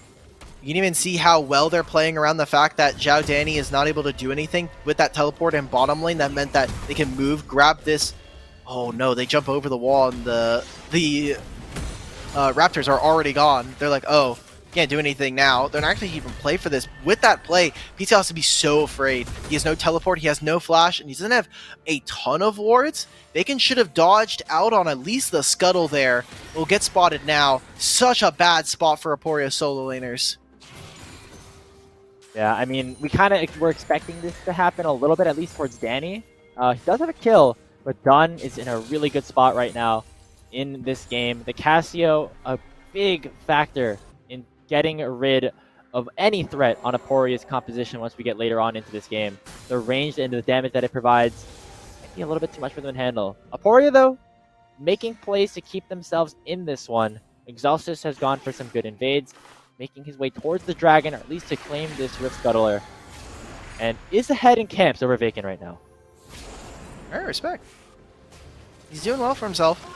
Excelsis is staying ahead. By getting level 6, he will be a lot more potent, and I love that they were using the bushes. It gives you that bonus magic damage, and should be doing pretty fine for himself. Early game woes aside, it's only 1,000 gold for them, as I am, we talked about how worrisome this was going to be. The fact that we haven't seen any real early action crossing the river into Ivern is problematic, because Ivern is a dangerous scaler. He's a champion that is very, very difficult to deal with, and now Duo King should be able to find a kill. Clyde has to run away. Rockboom in a bad spot. Raining Rockets in, but it's a 3v1. They are all focusing Clyde, and they will take him out. Excelsis has joined the party, but I don't think it's enough to take anybody down. The range is just too good on Teamy Turner's side. Danny's They're waiting here for Danny. He has a depth charge. Vacant is at half HP, but they do not have enough health on Aporia's side. Oh, God. Minim just kills Excelsis with the Qs, and the charm will be flashed away from. It is disaster for Aporia, as they are down 6-1. There is such a reason why when going for long extended fights versus Seraphine, you just lose. And even with Cassiopeia there, it's just a fight you can't take. You gotta take the one that you can find and back out of that. Even Duo King didn't fall, so just leave Clyde to his doom and try to cut your losses here. They can now even trying to go for the Scuttle Crab. Should have gotten his mark, which will mean that some more and more of that gold is going to the side of Kindred, who is going to be the real marksman for this squad. Ninim playing more of a supportive role, definitely has a lot of AP alongside Dunn. So the long-range poke of these two, alongside how dangerous mid-jungle of Tet can be. We're going for a Vital again. This has been the only area of the map where it maybe has been working, but a nice all-out from Vital will send him right to Dunn, and Danny has to come in to help them finish the job. Aporia have a numbers advantage. They have sent all 5 of their members to the top side of the map, and for that, they will get the first Herald. Despite having the fights continuously go in the favor of Teamy Turner, it's these small skirmishes and really their objective focus for Aporia that set themselves up to at least try to stay even in this game. Grab the first dragon, they'll get the Rift Herald here as well. Teleports are coming in. Dunn has already used his flash, so I don't know how useful Cassiopeia will be in this instance, and they can very easily just jump over this wall. That's one way to jump. I didn't say house. That's my bad. Vital And teleported for this, but I don't know if you're going to be able to survive. Yeah, they are fully committing. Nim not even here. Farming plates on the bottom side of the map. The target once again is Vital. The Super Mega Death Rocket comes out. They're trying to get one kill finally onto Rock Boom, and they will do so effectively. Now Excelsis has to flash away. He's very low on HP as Clyde goes down. Duo King flashes forward and pumps the ulti for a kill. Another hook on to PCL will seal his fate as Dunn makes it 9-3. I wonder if they were trying to give Vaken the kill assist there because he has a mark on Aatrox and trying to get more and more of those marks.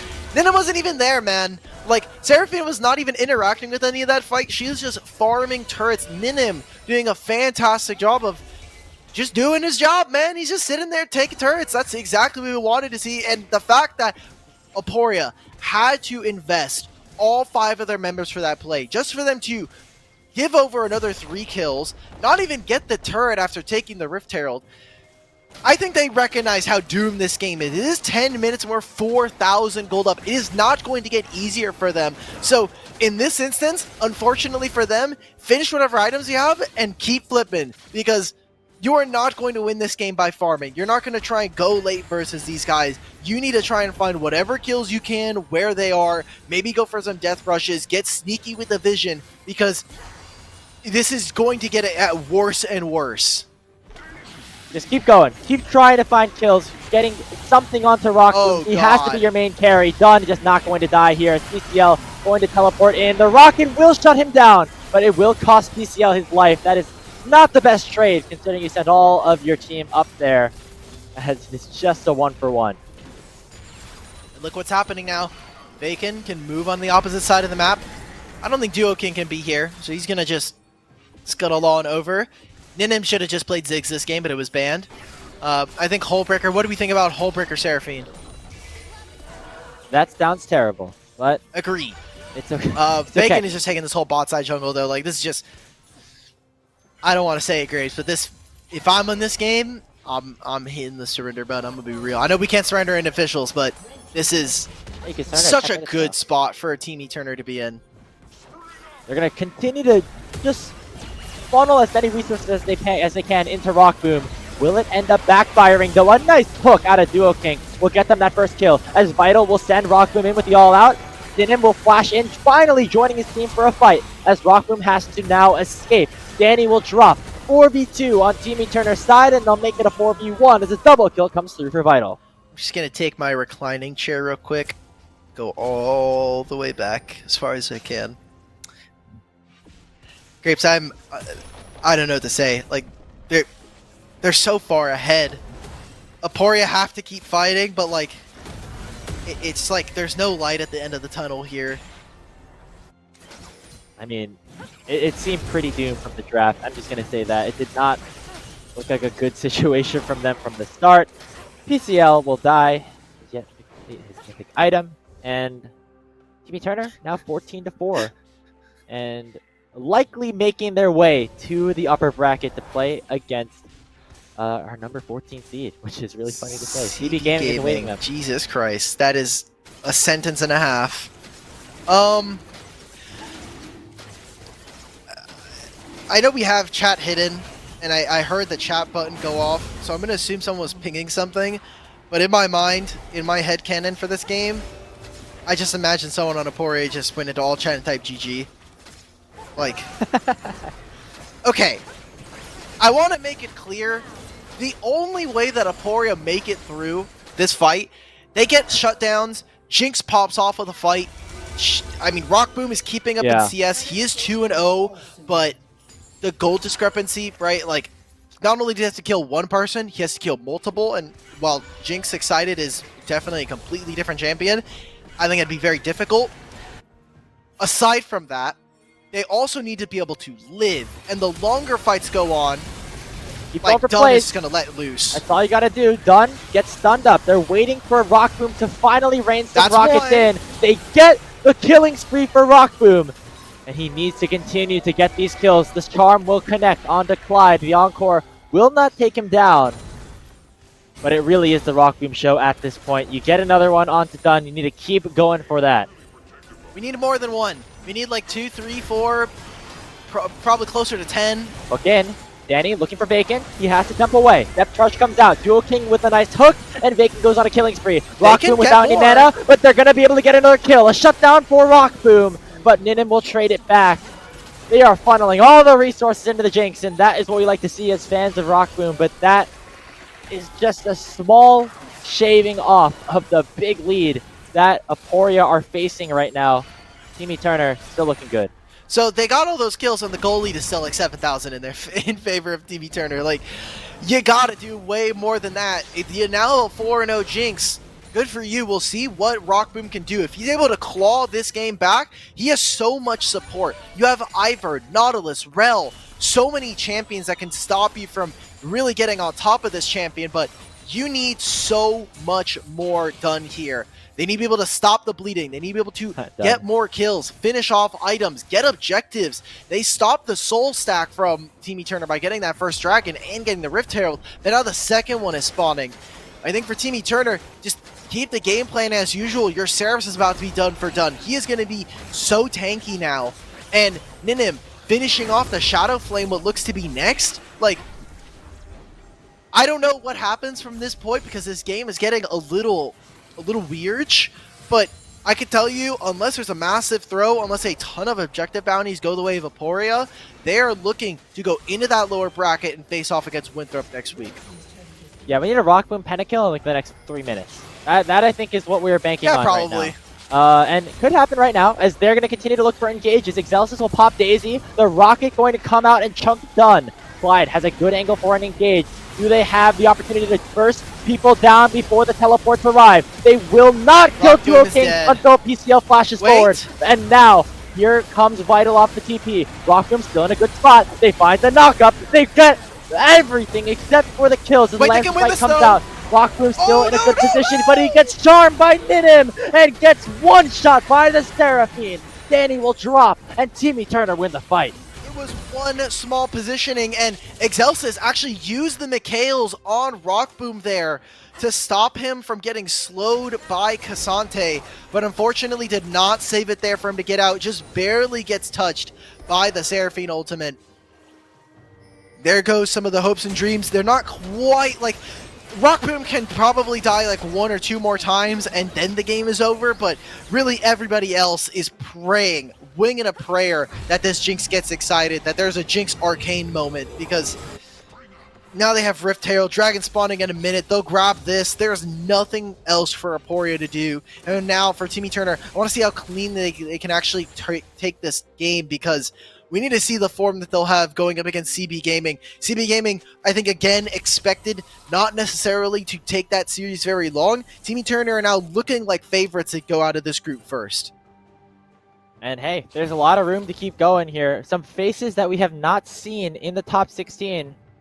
And people that have played at that tier 2 space like Vital, some streamers like Vacant, and some prospects like Ninim. Like, this is a roster that could maybe make that miracle run. Have that Cinderella rule come into effect if they can continue this level of play against a team like Aporia. CB Gaming next on the table. It's a lower seed overall, so he could have another route to that quarterfinal, to the top 8. They just got to keep going from there. Now they'll be pushing on this side of the map. Again, even if they don't even want to fight here, they can very easily just walk up and start to look for... Oh, Clyde gets engaged. Yeah, there's the hook. The Magna Storm comes out, but it's too little, too late. Rockboom has to get away from danger, that the teleport will come in from Dun. That will be another kill onto Danny. Duo King fishing for a hook, will not land it onto Excelsis, but it is a 2-for-0 as Vacant and PCL are going to duke it out. We saw how this one ended last time, and it will end the same in round 2. As everybody on Team Turner still alive, still pushing. Whoa! They land the hook onto Excelsis to finish it off. And this might be the most dominant game that we have seen in the qualifiers so far this split, as Team Turner looking to sweep Aporia. 25-7, 19 minutes deep. Team Turner very easily could just finish off this game.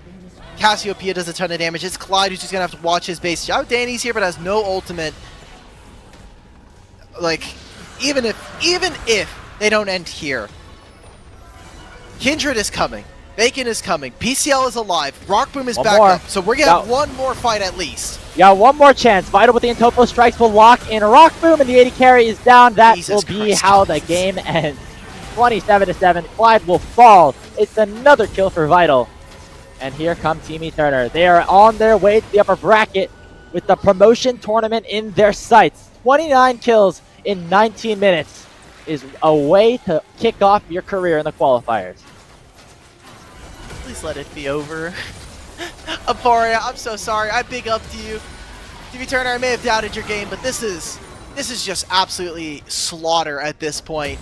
A quick 2-0, one to end out our stream on, and before you can even hit the full votes for FF. They're going to try to Guys get a in the couple game? more kills in here. Guys in Rockboom the game? does have a lot of crits, but he just gets killed by Ninim. That's going to be how the game ends. 10-1-2 for Vacan. 9 kills for Ninim. A triple kill for the Kindred to close this game out. As another ace comes through, they're going to... They're fishing for more kills. They're playing for KDA. They want Excelsis. Okay. There we go. That's the game. Timmy Turner moving on to the upper bracket. I don't know what to say, man. That game was over long before we even got into game. We had that 3-minute delay, and it was probably the most competitive we saw from Emporia. Yeah, that was a team for Aporia that we thought had a lot of good looks, but it's just Timmy Turner dominating them front to back. And we have our Group C bracket set up. CB Gaming versus Timmy Turner. Winner gets a bonus 10 qualification points and will move themselves one step closer to hoisting the trophy in qualifier number 2. I don't know what to say, man. Like, this match definitely could have gone either way. Turns out Collegiate Jesus was right. Shout out to Travesty for the right prediction on that one. But you showed me this bracket. I would not have been surprised by match 2. Obviously, I voted for Aporia, but to see Timmy Turner here is no surprise. CB Gaming, however, this Group D is a mess. Group B is a mess at this point. All of our, almost all the groups, minus Group A, great job, guys, are in shambles. They are absolutely in the dirt. Like, there's no way you could have predicted 3 of our top 4 going down to the lower bracket. Yeah, and that just goes to show the level of talent that we have here keeps growing even towards the teams in the bottom, catching up to some of the squads that we thought had a good chance of making their way to the promotion tournament.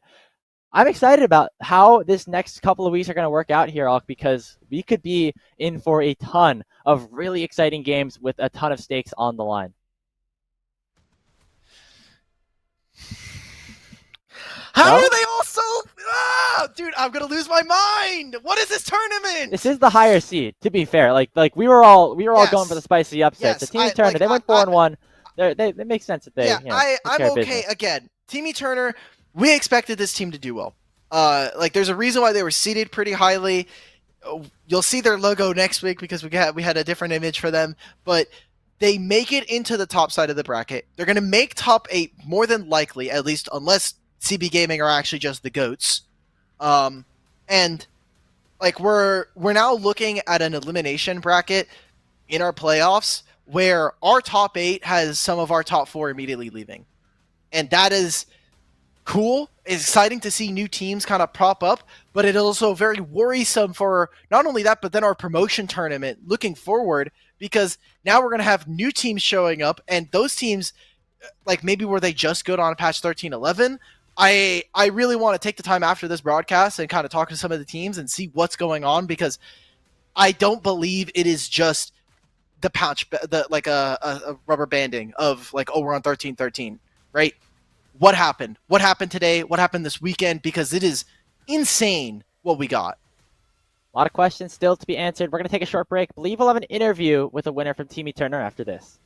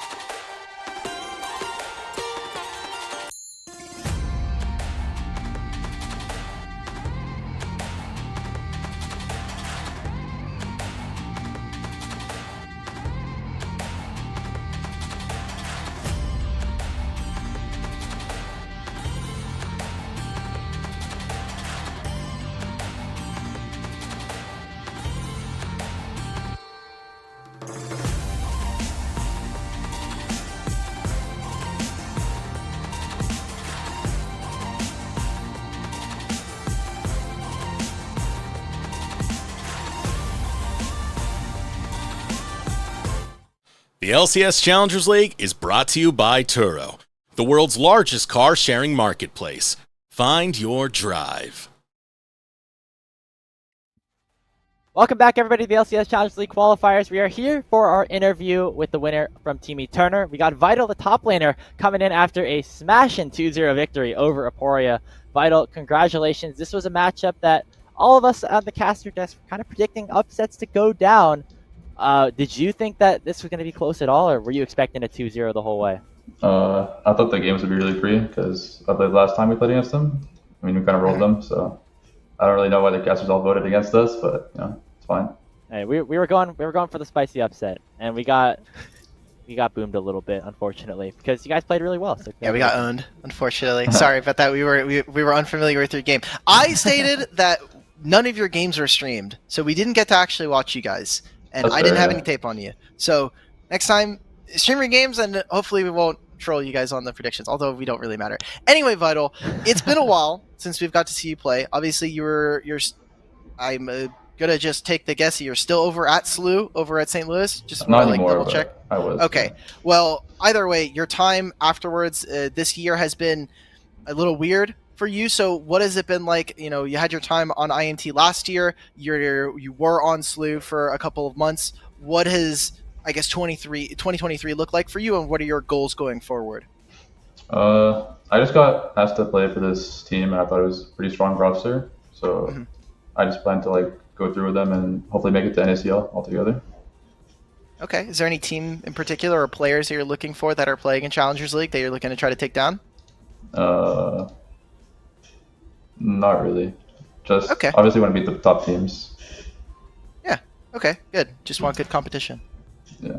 I mean, overall, you've had some up and down success throughout, but definitely on the rise right now with that victory that you just had, going up against CB Gaming, potentially make it into the promotion tournament. We'll say you guys have to win the entire thing in order to make it there, to qualify into the NACL, to have that chance to play in Challengers next year. How confident are you guys in that end goal, or is it more, taking it one step at a time as a team? I mean, I think we can get first place really easily.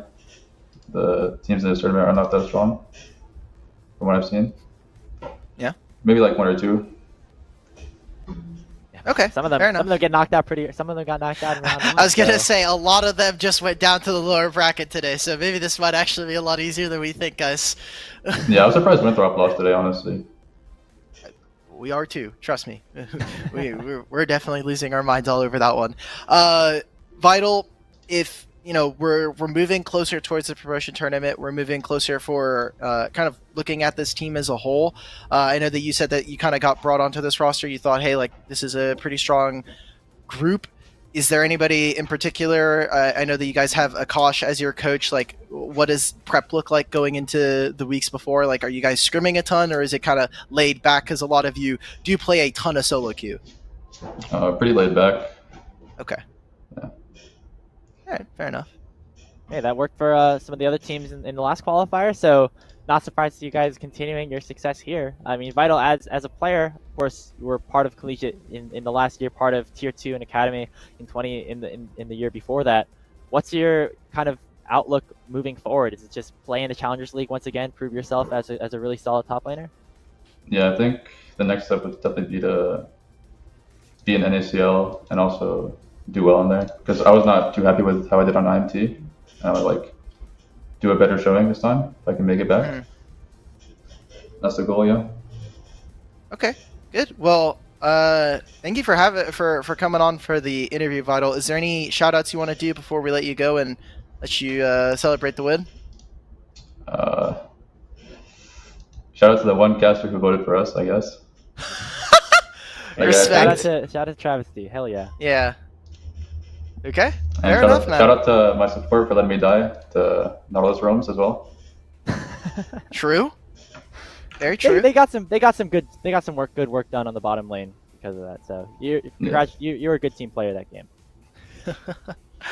Alrighty. Well, Vital, thank you for joining us. Wish you best of luck in the future, and we'll see you next week going up against CB. Sounds good. Thanks for Alrighty. having me. All right. We're going to close out the show really quickly, take one last look at our bracket for Group C, just to set up what we have for next week. Reminder, We're going to be playing all the upper bracket and lower bracket matchups on next Saturday and Sunday for all the groups.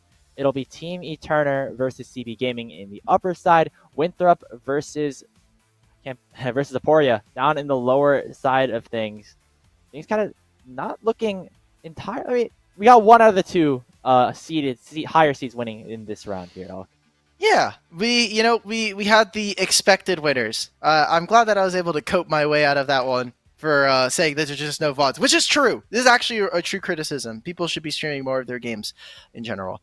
For this group, though, it is crazy that this is the results. I know we've been talking about just the entirety of the qualifiers as a whole, but I think next week will be a very interesting look as to what our top 8 looks like, as we're going to be looking at we'll be having those upper matches being played, and there are so many teams that'll be moving out into first, and we'll be kind of taking a look at all the different groups, right? Like Group A, Mirage Alliance versus Gentle Hearts.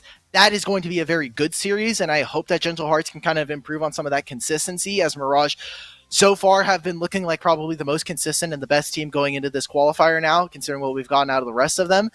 Return of the Middle Six versus Komodo. I think Komodo are definitely going to be trying to keep their names, because you lose to Return of the Middle Six, and I think you're going out so early into the tournament. A lot of fun matchups set up. I have my eyes on Gentle Hearts versus Mirage once again, as well as this bottom half bracket matchup between Team Ambition and Keelix Grandpa Gamers. I believe we saw that in the last tournament. Going to get a rematch there to try and keep their season alive. Hopefully. I mean, like, the fact that Team Ambition are even down there in the first place is impressive. And like you had said, we're going to see a lot of top 8 teams from the last split of the qualifiers go out of the tournament. The reason why Group D is not done is because currently over on Rally Cry 2, that series is underway. CCG versus Apex Mission Impossible. I've not been able to tap in on that series and see where the boys are at, but that is a series that is still going on. You obviously have the Challengers League, LCS Challengers League series that is also going on for their playoffs. So as we close out the show, make sure that you're staying tuned in. You got the multi-Twitch up, and then you're supporting all the North American talent that is participating in competition today. That's going to do it for us here on the Challengers League or Rally Cry official stream. Thank you for everybody for tuning in, and we will see you all next week.